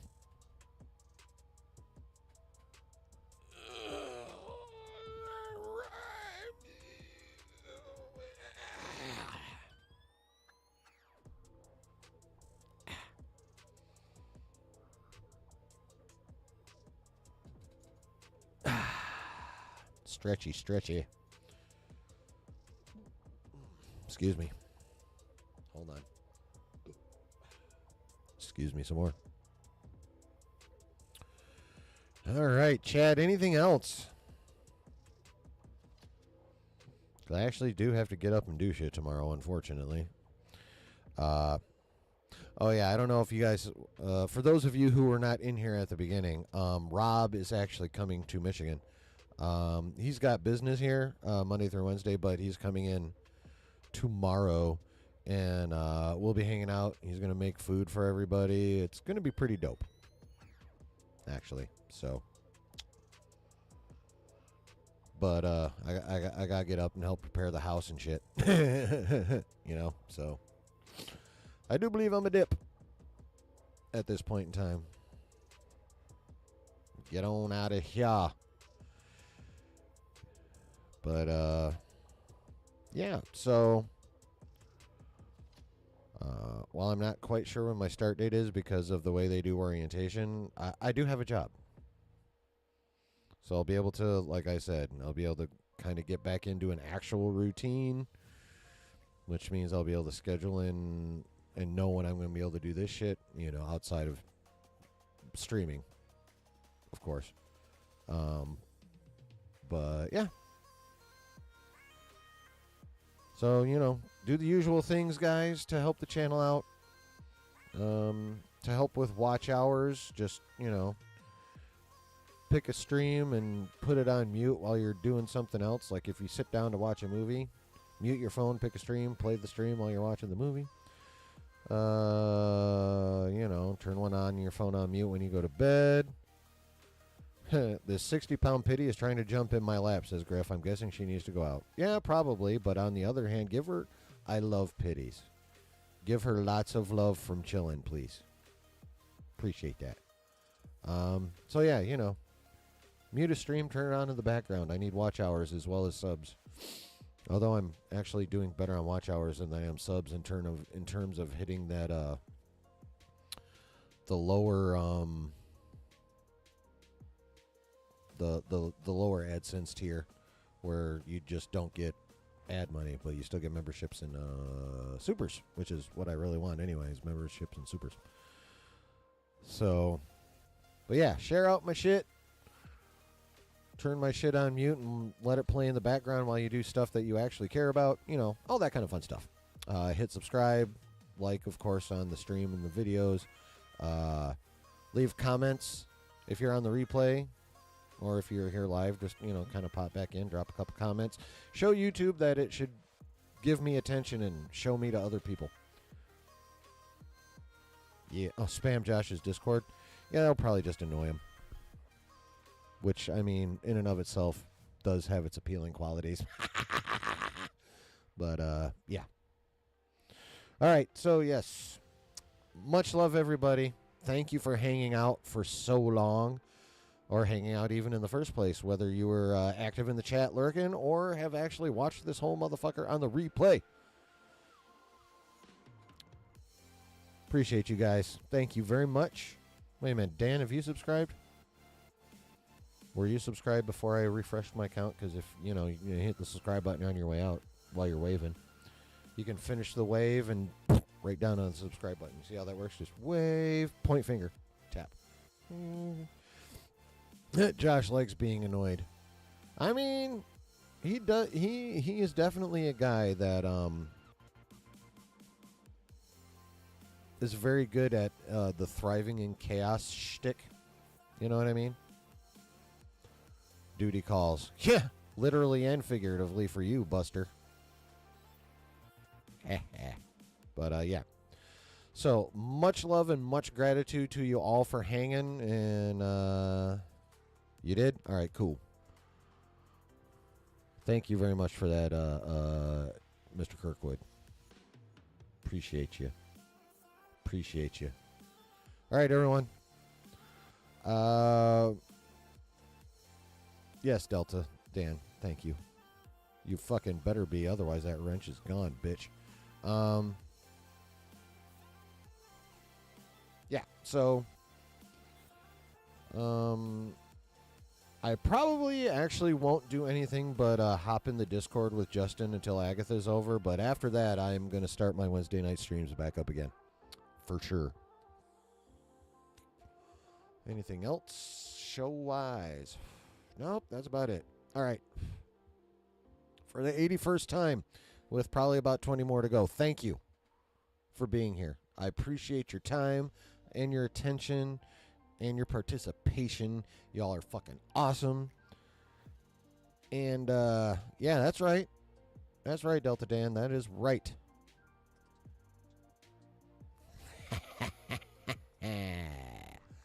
So, yes, all the love and gratitude in the world to y'all.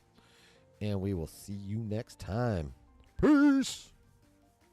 Oops. That one.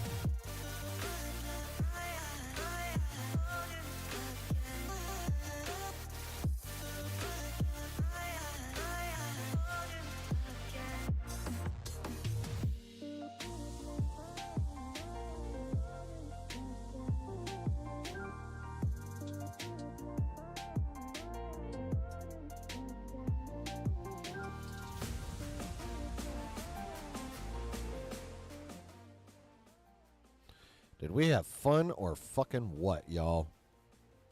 Ooh, Brooke came back. Welcome back.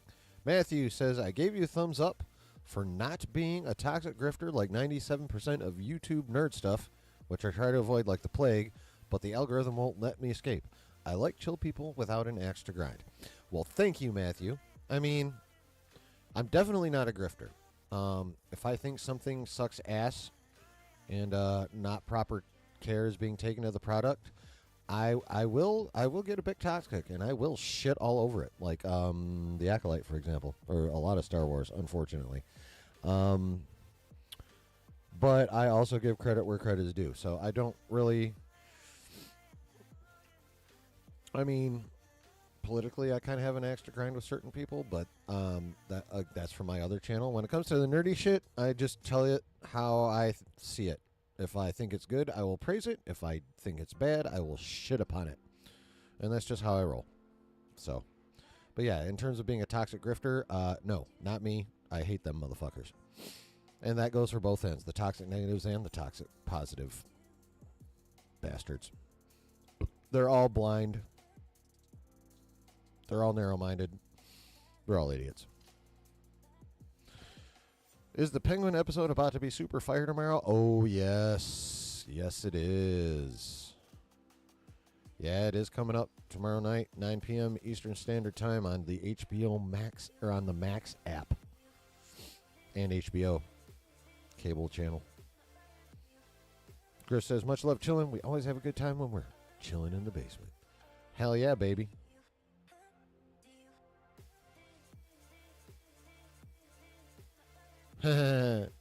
Delta lose, low-key hyped. Dan's high-key hyped.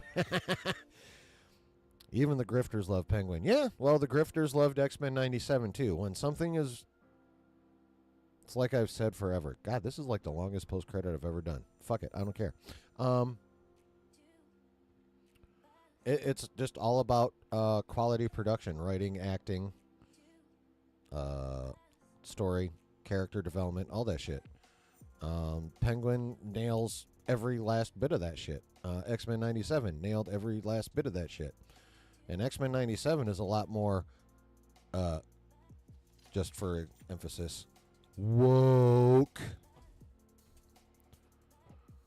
than a lot of things out there, but it was so damn good you didn't hear a peep out of those fucking assholes. So, exactly. If it's good, it's good. Period. End of story. Like, obviously, Agatha is, super woke, but it's fucking good, and we're all enjoying it.